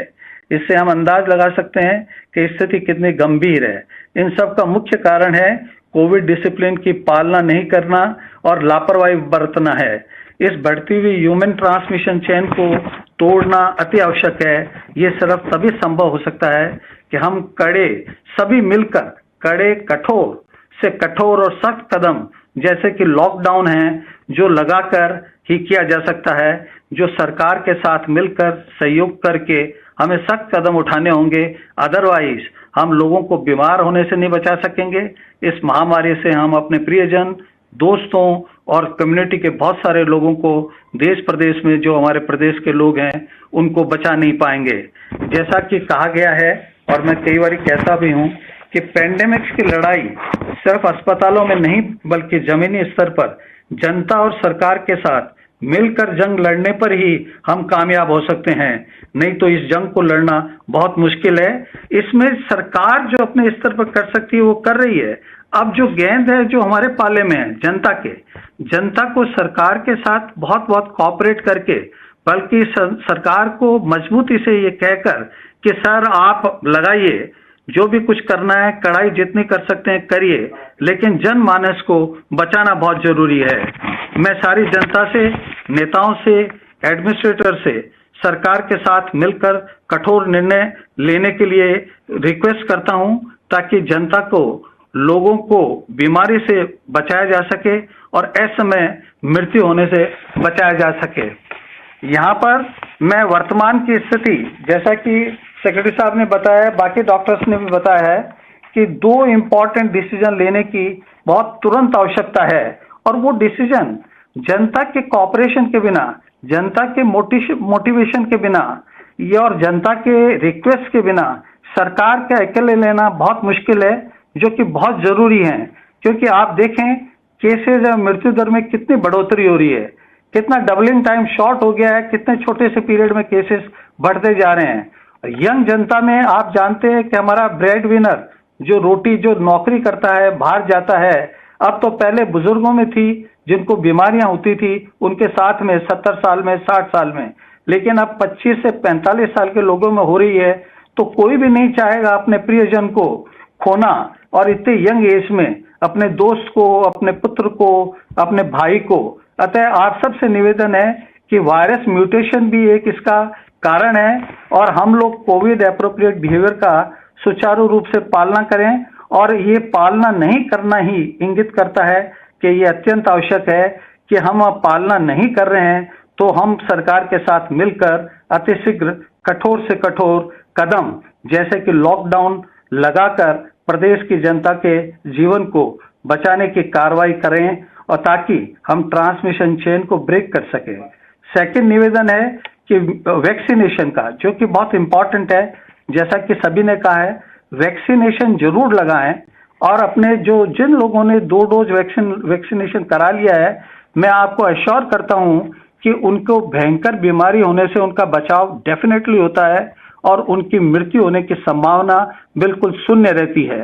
इसी मैसेज के साथ मैं सबसे निवेदन करता हूं कि आप आगे बढ़े, सरकार को सहयोग करें और निर्णय आप लोग लें, क्योंकि आप लोग निर्णय लेंगे तभी वो सही निर्णय होगा, क्योंकि अनुपालना तो हम सब लोगों को करनी है। हम सरकार से निवेदन करें, सरकार के साथ कंधे से कंधा मिलाएं और कहें सर आप कठोर से कठोर निर्णय लीजिए, उसकी पालना हम करेंगे, क्योंकि पालना आपको करनी है। जब तक आप पालना नहीं करेंगे हम महामारी से नहीं जीत सकते हैं। अतः आपसे निवेदन है कि आप सरकार का साथ दें और सरकार से रिक्वेस्ट करें कि वो ज्यादा से ज्यादा जितने सख्त कदम इंक्लूडिंग द लॉकडाउन तक लगाना चाहे, जो कि 2 हफ्ते से 3 हफ्ते का जरूरी है, लगाएं और जनमानस को बचाएं।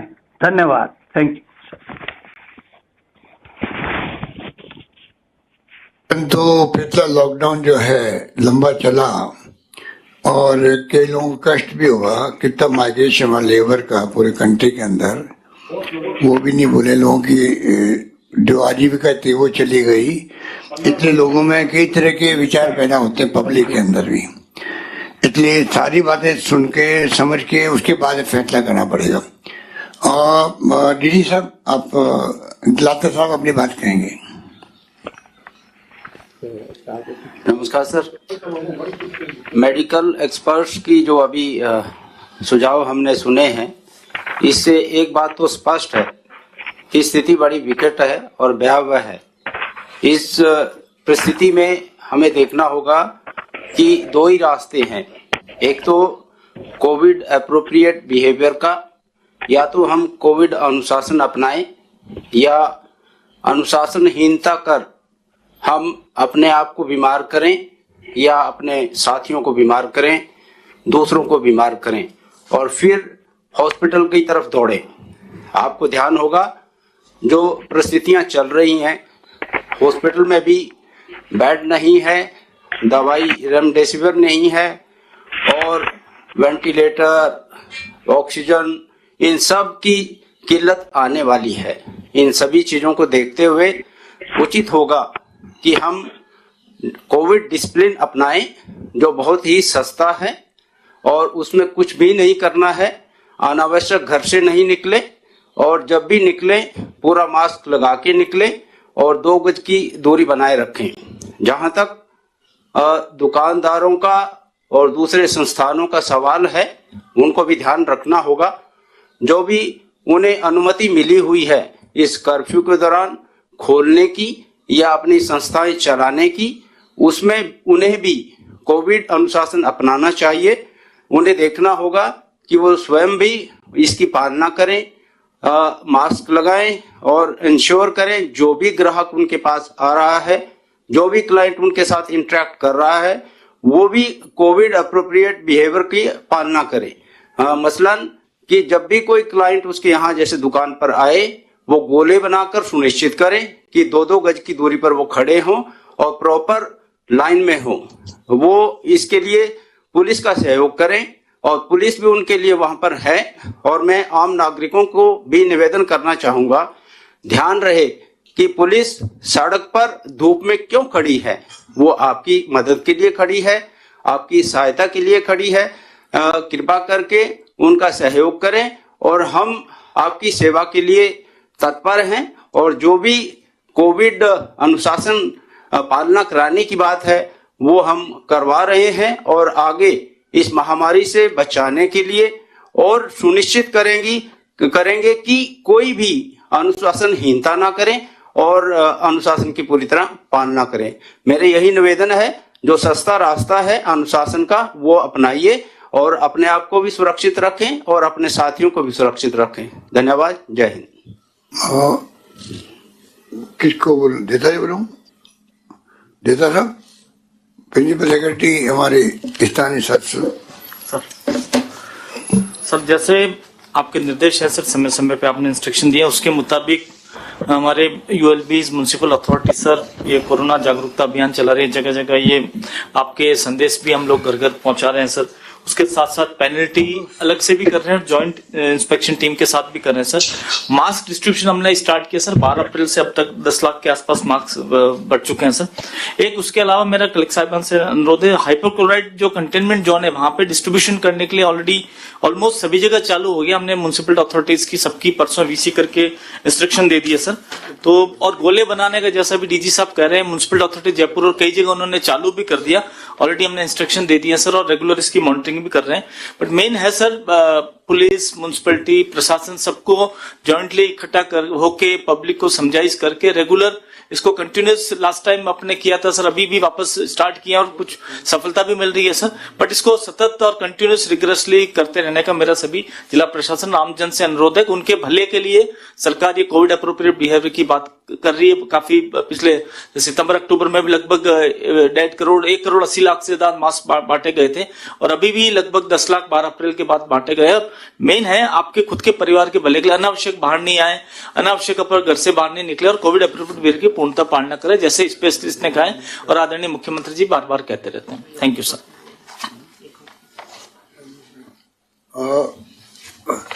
Principal secretary home Abhay Kumar ji. Sir आज की तारीख में जो एक्टिव केसेस हैं उसके अनुसार करीब 1650 माइक्रो कंटेनमेंट जोन राजस्थान में बने हुए हैं। माइक्रो कंटेनमेंट जोन वहां है जहां बलियां लगाई गई हैं, लोगों का आवागमन बिल्कुल पूरी तरह से रोक दिया गया है। हमारा प्रदेश आज कोविड के संदर्भ में हाई कोविड बर्डन स्टेट है, और जो संख्या आज सेक्रेटरी मेडिकल एंड हेल्थ ने कहा जितने केसेस आज हैं वो अगले 4-5 दिन में उतने ही केसेस वापस और आ जाएंगे। तो ये जो स्थिति है इससे हमारी जो इंफ्रास्ट्रक्चर है वो काफी स्ट्रेस में है।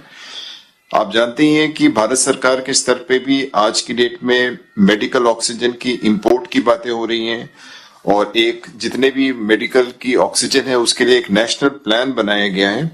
ये एक बहुत बड़े क्राइसिस का द्योतक है।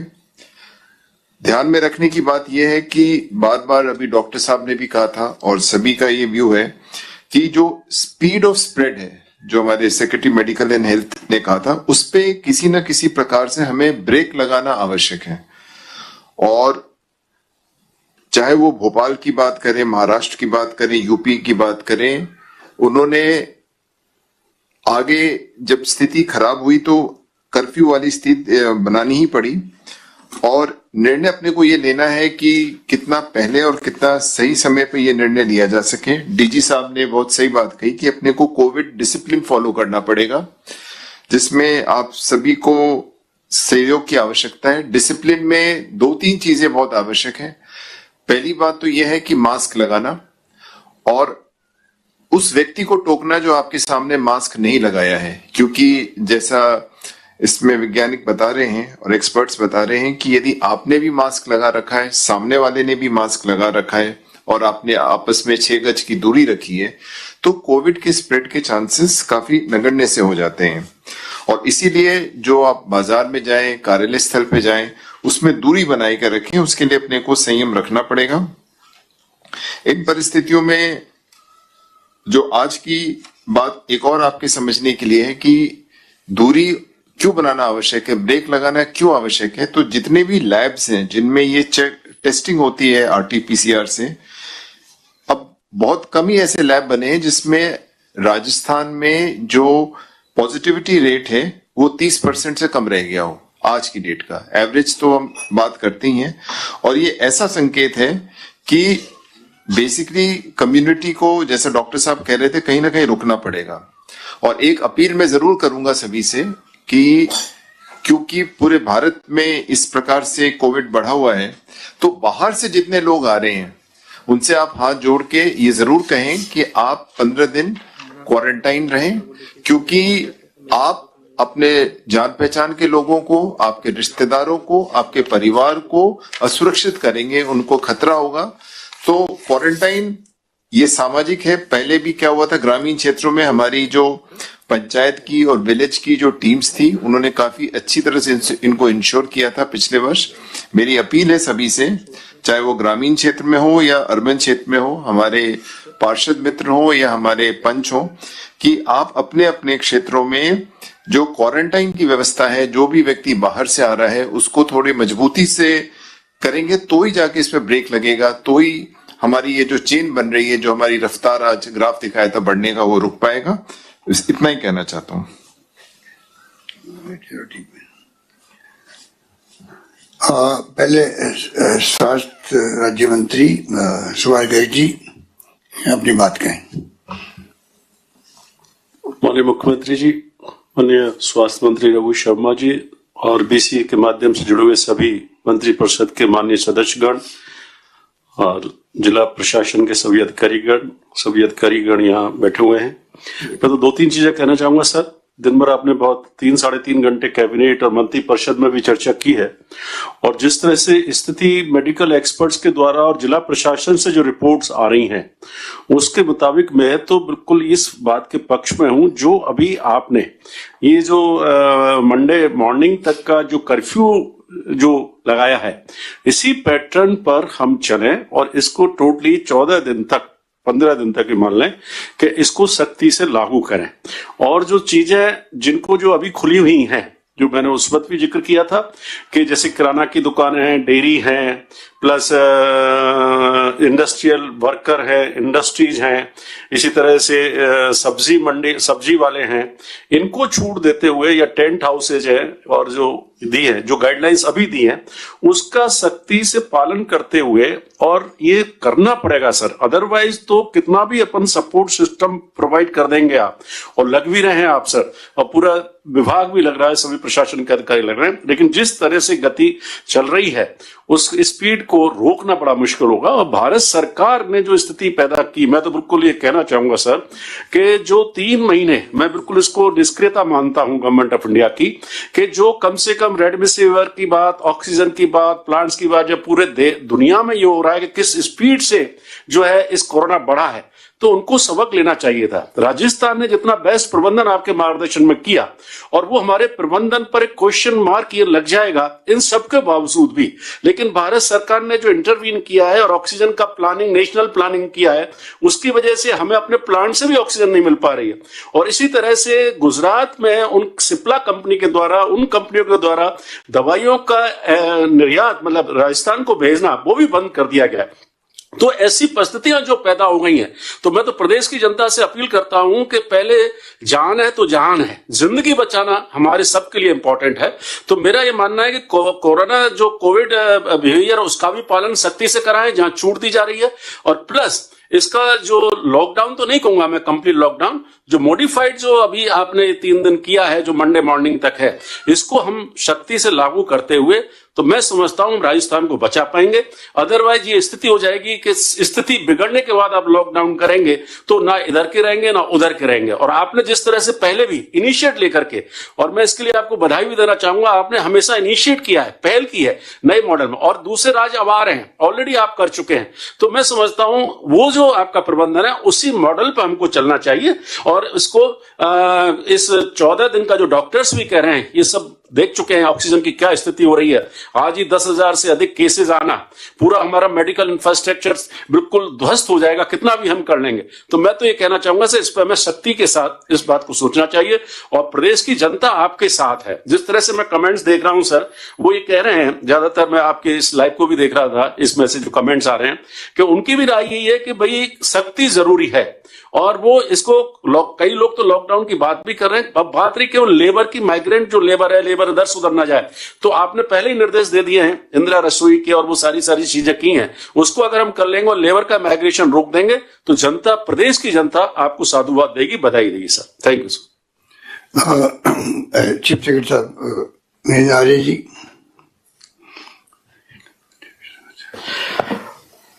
परम आदरणीय मुख्यमंत्री महोदय, स्वास्थ्य मंत्री जी, स्वास्थ्य राज्य मंत्री जी, और वेब लिंक से जुड़े हुए सभी आदरणीय मंत्रीगण, अधिकारी साथियों एवं चिकित्सकगण और राज्य की समस्त जनता के भाई बहनों जो कि वेब लिंक से हजारों लाखों की संख्या में जुड़े हैं। काफी बातें कही जा चुकी है और उन्हीं को दोहराव करने की मैं आवश्यकता नहीं समझता, और अब तो हम सब काफी इस बारे में जानने भी लग गए हैं। लेकिन फिर भी दो चार बातें जो मैं आपसे निवेदन करना चाहूंगा और इस माध्यम से राजस्थान के उन सभी नागरिक बंधुओं को जो कि इससे जुड़े हुए हैं, सारी बातें समझने के बाद जो दो चार बातें जो इस बार नहीं हुई है वो हमको समझनी चाहिए। पहली बात तो यह है कि पहले हम ये इस मान्यता में विश्वास रखते थे कि कोरोना केवल शहर का फिनोमेना है, कोरोना केवल एक शहरी घटना है।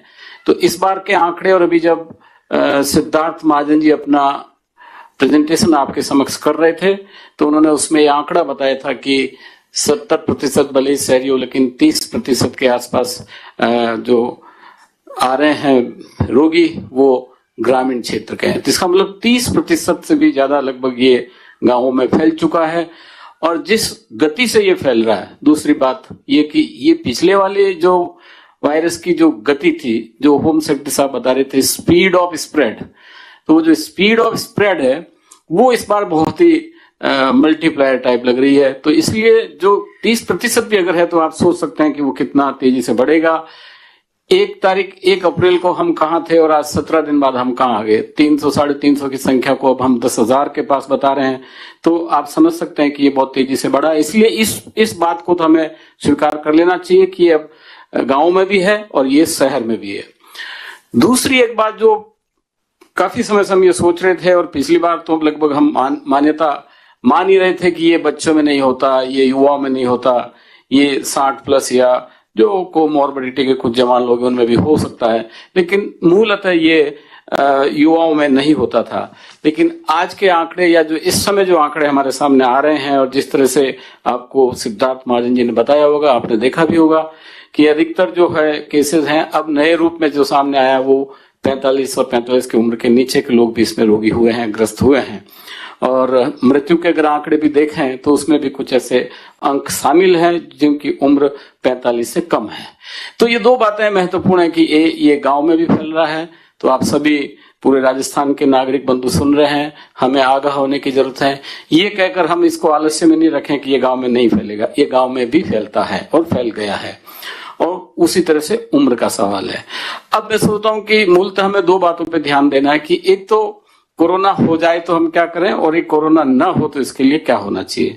तो आपने देखा होगा कि पिछले 1 साल से जब ये प्रारंभिक स्टेज में कोरोना राजस्थान में प्रारंभ हुआ था, उस समय से ही सरकार ने माननीय मुख्यमंत्री जी के निर्देशन में अभूतपूर्व कार्य किया। चाहे बोली वो इंफ्रास्ट्रक्चर डेवलपमेंट का था, चाहे बोली वो गरीब लोगों को सहायता देने का था, चाहे बोली वो क्षेत्र में किसी तरह से मेडिकल की समस्याओं को दूर करने का था।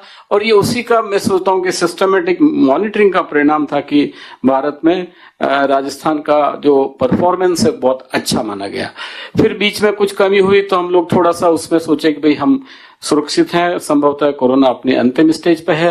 लेकिन अधिकतर महामारियों का इतिहास यही रहा है कि पहले आती है दौर, फिर दूसरा दौर आता है, फिर कुछ लोग तीसरे और चौथे दौर की भी बात करते हैं। लेकिन इन सभी दौरों में जो अनुभव है दुनिया का वो यही कहता है कि दूसरा दौर सबसे गंभीर होता है।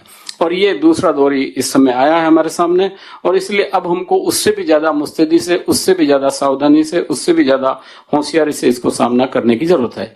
तो चूंकि गत वर्ष पूरा साल भर हम मेडिकल इंफ्रास्ट्रक्चर बनाने में लगे रहे और सरकार ने बड़ा अच्छा कार्य किया, MLA लेड का पैसा भी इसमें आया, मुख्यमंत्री जी ने नई नई सैंक्शंस दी, सारे कलेक्टर्स ने और सारे मेडिकल स्टाफ के डॉक्टर्स ने रघु शर्मा जी के नेतृत्व में काम किया, जिसका ये कारण था कि आज की तारीख में हम अभी तक इस समस्या को मेडिकल इंफ्रास्ट्रक्चर के रूप में कवर करने में सक्षम है, लेकिन उसकी भी एक सीमा होती है। तो हो सकता है कि अब जो प्रेशर पड़ रहा है उस प्रेशर में थोड़ा सा चुनौती हमारे सामने आएगी, लेकिन उस चुनौती का भी हम मुकाबला करेंगे। और जो दूसरी बात है जो बार बार कही जाती है कि कोरोना हो ही नहीं, कोरोना को कैसे व्यवहार से रोकें, तो आजकल डॉक्टर्स भी यही सलाह देते हैं। जो डॉक्टर्स पहले केवल टेक्निकल सलाह देते थे, आजकल सोशल सलाह दे रहे हैं कि आप इसको व्यवहार से रोको, आप इसको फील्ड में जाके रोको, महामारियां ऐसे रोकी जाती है। तो मैं सभी आप सबसे ये भी निवेदन करूंगा, सभी राजस्थान की जनता से भी, कि जो एक शब्द नया वो हुआ है कि कोरोना एप्रोप्रिएट बिहेवियर, हमारा व्यवहार कोरोना के अनुकूल या कोरोना के उपयुक्त होना चाहिए।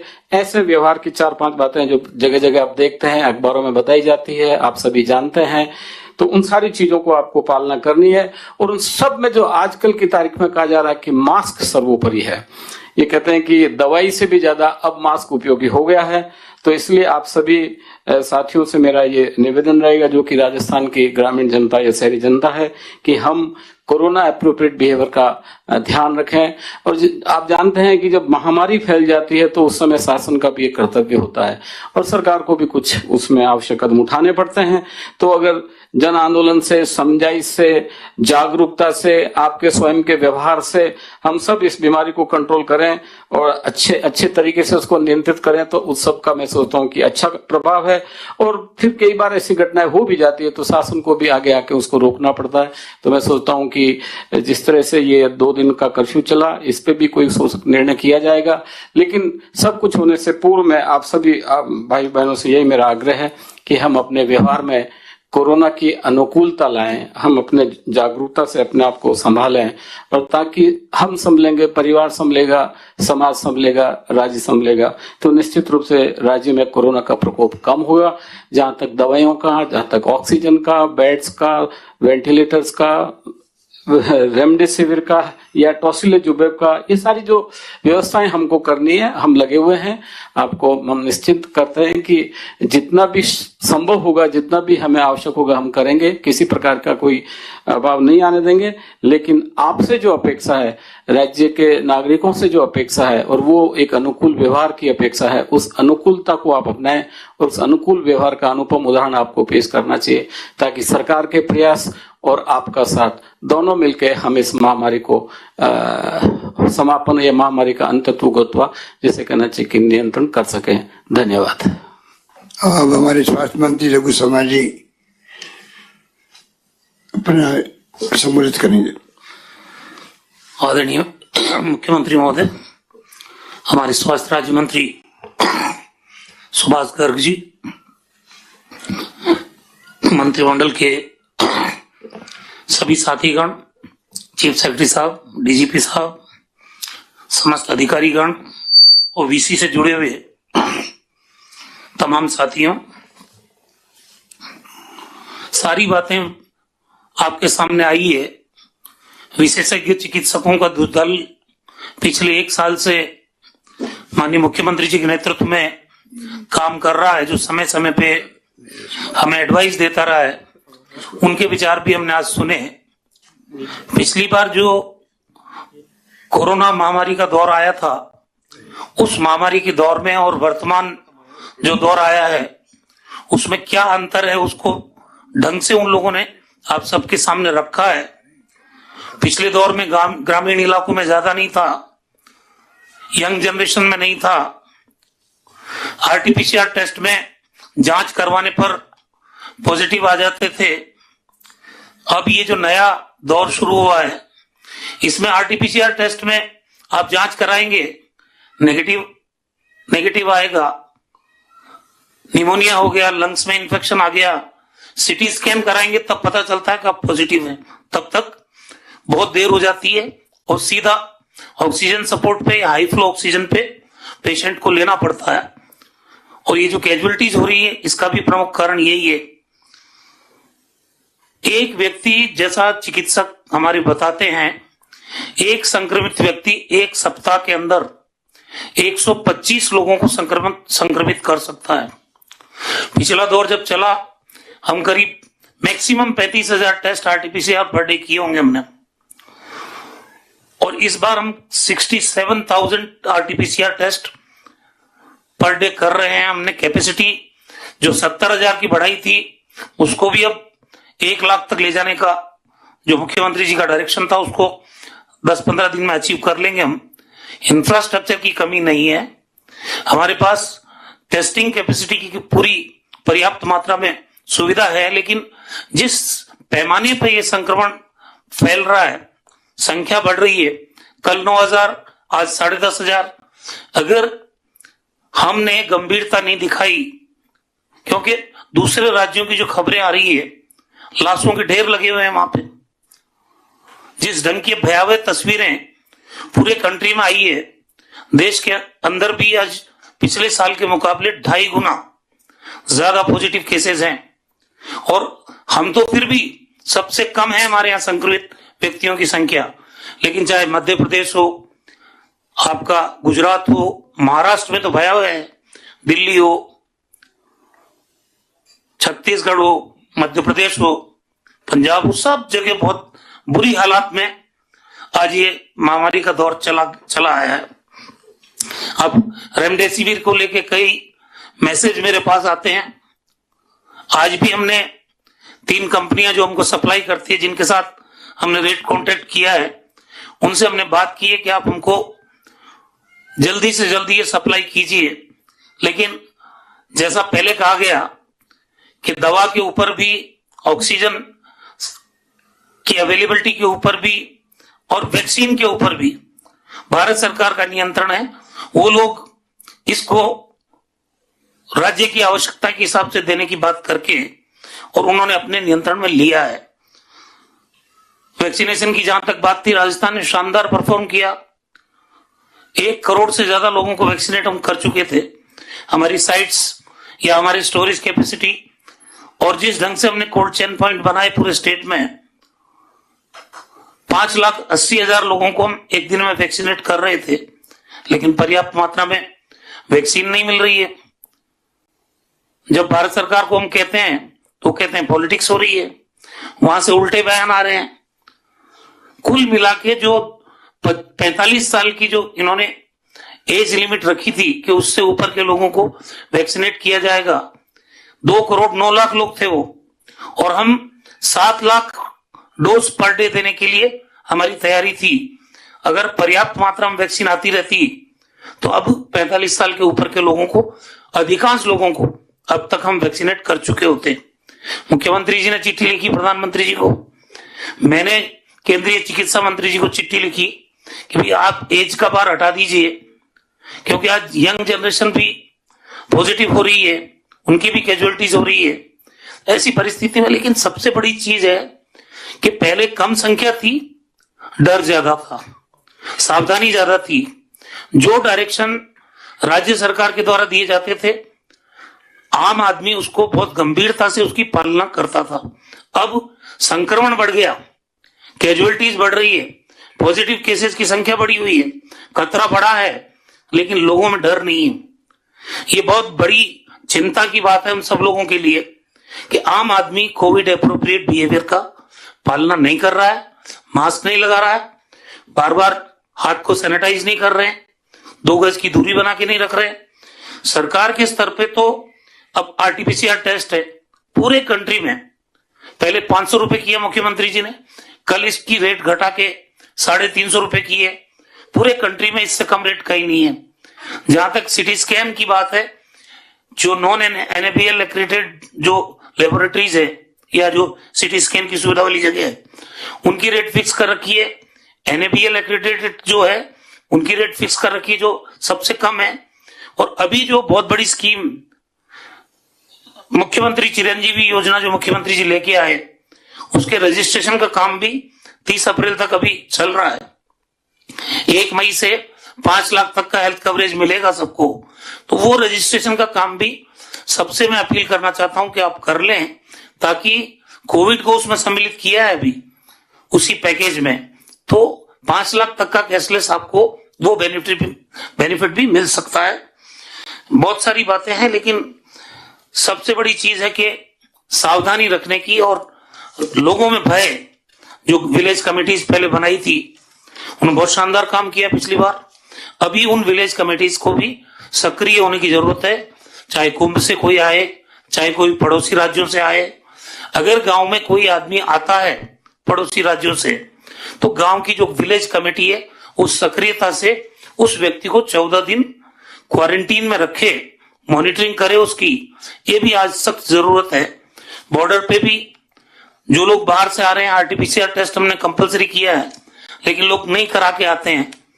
तो जो लोग करा के आ रहे हैं उनके तो अलाउ किए जाने चाहिए, लेकिन जो नहीं करा के आए उनके लिए एंटीजन टेस्ट की सुविधा राज्य सरकार आज से कर रही है। तो वहां कैंप लगाने की भी बात है, आधा घंटा अगर उनको बैठना भी पड़े तो बैठाएंगे। सारे सरकार के स्तर पे जो कदम उठाए जाने चाहिए वो उठा रहे। हेल्थ इंफ्रास्ट्रक्चर की कमी नहीं। एक साल में आपके सामने पूरे राजस्थान में जिस ढंग से हेल्थ इंफ्रास्ट्रक्चर को मजबूत किया है राजस्थान में, लेकिन जब संक्रमण ज्यादा बढ़ेगा तो ये भी नाकाफी होगी चीज। इसलिए सबसे जरूरी है कि हम कोविड एप्रोप्रिएट बिहेवियर की पालना सुनिश्चित करें। बहुत बहुत धन्यवाद।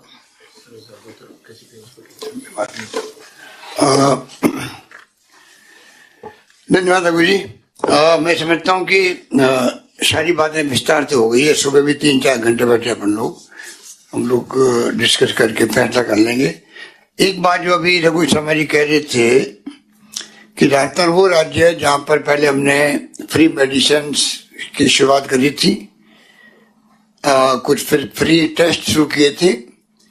उसी प्रकार से अब जो पहले भामाशाह योजना थी राजस्थान की 3 लाख तक की थी वो, और केंद्र सरकार की योजना थी 5 लाख की। हम दोनों को मिला दिया था और एक योजना बनाई। आप जुड़ गए सर, परंतु अब हमने तय किया बजट के अंदर, बजट में मेरी घोषणा थी कि हम लोग राजस्थान भर के लोगों का बीमा करेंगे, सभी का 5 लाख का।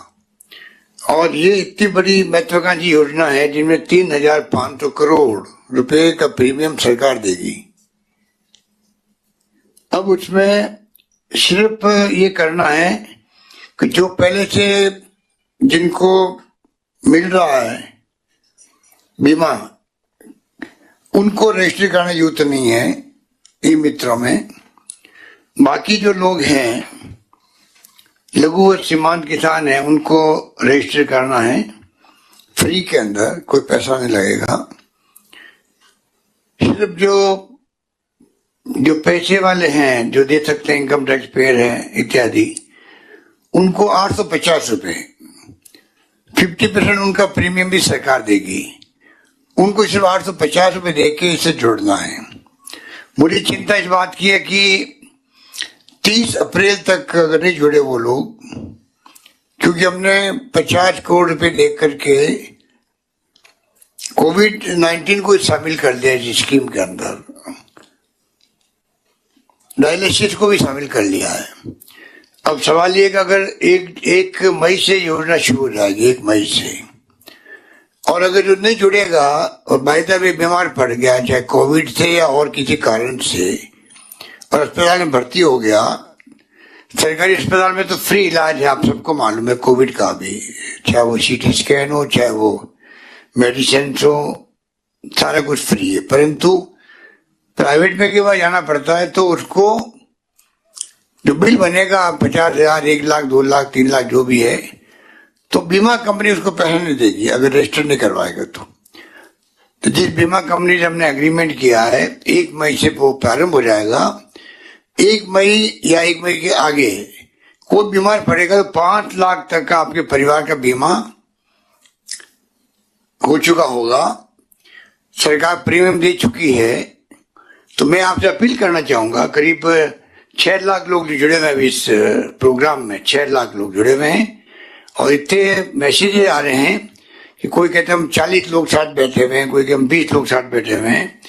तो मुझे लगता है कि सबका जो कमिटमेंट है राजस्थान में कोरोना का जो जंग है उसका मुकाबला करें सब मिलके। बहुत भारी और भयानक स्थिति है जो आपने सुन ली है। जनरली ये प्रयास रहता है कि लोगों का कॉन्फिडेंस बना रहे, परंतु क्योंकि सच्चाई का अगर सामना नहीं करेंगे तो हम लोग इसमें कामयाब नहीं हो पाएंगे। महाराष्ट्र की सच्चाई पूरे देश और दुनिया देख रहा है कि वहां क्या हालात है। मैंने सुबह भी कहा कि पिछली बार पूरे जो कोरोना दौर के अंदर पूरे देश के अंदर सब मिला करके 97 लाख लोग संक्रमित हुए थे, पर डे होते थे 57,000। अब खाली महाराष्ट्र के अंदर 67,000 प्रतिदिन आ रहे हैं, लगभग 70,000 आ रहे हैं। पूरे देश में करीब 2 लाख के आसपास लग जाता होगा, उससे भी भयावहता आप समझ सकते हैं। जो बच्चों को हिट कर रही है, छोटे बच्चों को, युवाओं को ज्यादा कर रही है। फास्ट संक्रमित हो रहे हैं लोग, तो इसलिए परिवार के परिवार इसलिए आते हैं कि इतना जल्दी वो फास्ट एक्ट करता है जिससे कि पूरा परिवार ग्रसित हो जाते हैं। और पूरे देश के अंदर इसीलिए तेज गति से फैल रहा है। मृत्यु दर आप देख लिए कितने आंकड़े बताते हैं। कहाँ तो पूरे मार्च के अंदर 30 लोग थे और कहाँ प्रतिदिन 35 लोग आ रहे हैं। तो आप सोच सकते हैं कि स्थिति बड़ी गंभीर बनी हुई है। हमें सोचना पड़ेगा कि पब्लिक को इस प्रकार से मैसेज देवे हम लोगों को भी कि वो टोटली पालन करे, जो सरकार की घोषणा है उसका पालन करे। पहले शुरू किया हमें सब तरह से, कोई भूखा नहीं सोए। मैं बार बार कहता हूं, तो वास्तव में कोई भूखा नहीं सो पाए। सबको सरकार ने, एमएलए ने, पब्लिक ने बहुत साथ दिया। अब भी मैं समझता हूं कि उसी प्रकार जरूरत पड़ने पर लोग आगे आएंगे, पूरा साथ देंगे। सवाल इस बात का है कि अगर बाहर आना पड़े तो बिना मास्क बाहर नहीं आवे। हमें उसकी जो है पेनल्टी बढ़ानी पड़ेगी, तो बढ़ाएंगे, क्योंकि हम चाहते हैं कि एक भी व्यक्ति, जैसा भी डॉक्टर भंडारी कह रहे थे, 10,000 रुपए लेते हैं सिंगापुर के अंदर। चाहे सिंगापुर हो, चाहे इजराइल हो, चाहे इंग्लैंड हो, समाप्त वही हुआ है, कंट्रोल में वही आया जहां पर स्ट्रिक्ट एक्शन किए गए हैं। और पब्लिक इंटरेस्ट में हमें करने पड़ेंगे और पब्लिक को साथ देना पड़ेगा। पब्लिक को आगे आना चाहिए, वो खुद मांग करे जैसी स्थिति हो। हम चाहेंगे कि पब्लिक को असुविधाएं नहीं हो, हम चाहेंगे कि उनको पेनल्टी नहीं लगे, हम चाहेंगे कि रोजगार पे असर नहीं पड़े, मजदूरों का माइग्रेशन नहीं हो, फैक्ट्रियों का काम चलते जाएं, सब चाहेंगे। तो किस रूप में कर पाएंगे वो देखने की बात है, क्योंकि हम भी नहीं चाहते कि लोगों को तकलीफ हो। कि लोग कहते कोरोना ज्यादा तो हमें लॉकडाउन मार देता है, तो कहावत हो सकती है, परंतु मरना ही होता है। जिसके घर में मृत्यु होती है वो जानता क्या स्थिति बनती है। और संख्या बहुत बढ़ रही है, बहुत ज्यादा बढ़ रही है। इसलिए कृपा करके मैं समझता हूँ कि हमने निरोगी राजस्थान का नारा दिया था 19 के अंदर, और कोरोना आ गया तो हमारी तैयारी काम आ गई उसके अंदर। अब मैं आपसे अंत में ही अपील करना चाहूंगा कि इस मुख्यमंत्री चिरंजीव योजना, जिसका विज्ञापन आपने देखा होगा, कल भी आया था, कृपा करके आप लोग जो सुन रहे हैं वो सब लोग मिलकर के आप अगर उन लोगों का जो कि गांव के लोग हैं या समझ नहीं पा रहे हैं, उनकी जानकारी में नहीं कि स्कीम किस तरह है, तो कृपा करके आपको मैं आह्वान करना चाहूंगा कि आप इस योजना को लोगों को बताएं कि योजना किस तरह की है और किस तरह की कैसे इसको रजिस्ट्रेशन करवाना है। और सिर्फ फ्री के अंदर रजिस्ट्रेशन कराने मात्र से अगर 5 लाख तक का बीमा मिल जाता है, इससे ज्यादा बड़ी उपलब्धि क्या हो सकती है। पूरे देश के अंदर एकमात्र राजस्थान राज्य जिसने इतना बड़ा बीड़ा उठाया है। तो मैं उम्मीद करता हूं कि आप लोग कोई कमी नहीं रखें। जो मुझे सुन रहे हैं उन सबसे मैं पब्लिक में करीब 7,99,751 लोग बढ़ते जा रहे हैं, लगभग 8 लाख तो ये हो गए। ये जो सुन रहे हैं अभी सबको, हम सबको सुन रहे हैं, मैं उम्मीद करता हूं कि वो सब मिलके अगर कुछ समाज सेवा करेंगे और रजिस्ट्रेशन करवाएंगे गरीबों का भी और सब लोगों का भी जिनको जरूरत है। और जो पैसा भी देने वाले हैं खाली 850 रुपए, मामूली रकम है, तो उनको 5 लाख तक का उनके परिवार का बीमा हो जाएगा। 30 तक करना है, वरना फिर 3 महीने का गैप करना पड़ेगा। पर उसके बीच में कोई बीमार पड़ गया तो आप सोच सकते हैं कि उनको पैसा जेब से देना पड़ेगा, बीमा कंपनी देगी नहीं। इस स्कीम को आप अपनी स्कीम बनाएं, इसमें भागीदार बने। यही बात कहता हूं, मैं आप सबका शुक्रिया अदा करता हूं जिन्होंने आज की इस विषय को सुनने के मतलब ही ये सुनने वाले जो हमारे साथी बैठे प्रदेशवासी, वो कुछ चिंतित है राजस्थान को लेके, प्रदेश को लेके, प्रदेशवासियों को लेके, कोरोना को लेके, और कोरोना की जो घातक स्थिति बन गई है इसकी सेकेंड वेव की, इससे हम सब परिचित हो चुके हैं। पूरा टीवी रेडियो जो बता रहे हालात देश के अंदर, किस प्रकार शमशान घाटों की स्थिति हो गई है, शमशानों की स्थिति हो गई है, किस प्रकार अस्पताल भरे पड़े हैं, किस प्रकार अस्पताल के बाहर एम्बुलेंसेज के अंदर इलाज चल रहे हैं, किस प्रकार कितना ही बड़ा आप तैयारी कर लो जो हमने की है साल भर के अंदर, पर संख्या बढ़ जाएगी तो काम नहीं आएगी। अगर तैयारी है पूरी परंतु संख्या बढ़ती जाएगी तो वो तैयारी क्या काम आएगी। ऑक्सीजन अगर इतनी संख्या बढ़ गई कि ऑक्सीजन सप्लाई भी नहीं कर पाएगी भारत सरकार भी, तो हम क्या कर पाएंगे। वैक्सीन की सप्लाई बंद कर दी बीच में तो तकलीफ आ गई हम लोगों को।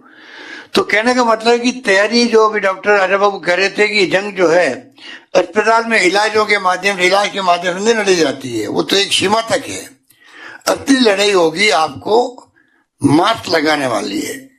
मास्क लगाना, वर्ल्ड पूरी दुनिया के अंदर मास्क लगाने को ही मत दिया गया है। आपने देखा होगा दुनिया का एक मुल्क ऐसा नहीं जो दूसरी बात कह रहा, मास्क लगाओ, डिस्टेंसिंग रखो और साथ में हाथ धोते रहो। तो प्लीज आप लोग मैं रिक्वेस्ट करूंगा मास्क के बगैर कोई बाहर नहीं आवे पब्लिक में, और ध्यान रखें। और जो डॉक्टर साहब ने जो बातें कही आपको, हमारे डॉक्टर साहब जी कई और बैठे हुए थे पर अभी वक्त नहीं था इसलिए आज हम उनको सुन नहीं पाए। हमेशा वो लोग पूरी तरह लगे हुए हैं 13 महीने से, doctor Ashok Agarwal, doctor Ajit Singh ji, doctor Raman Sharma, doctor Vishal Gupta, doctor PR Gupta ji, doctor PD Meena ji, रोज आते हैं डॉक्टर लोग, अपनी बात कहते हैं, हम सबकी सलाह से फैसला करते हैं और इसी रूप में फैसला करते आए, आगे भी आप सबकी सलाह से फैसला करेंगे। यही बात कहता मैं अपनी बात समाप्त करता हूँ। धन्यवाद, जय हिंद, धन्यवाद।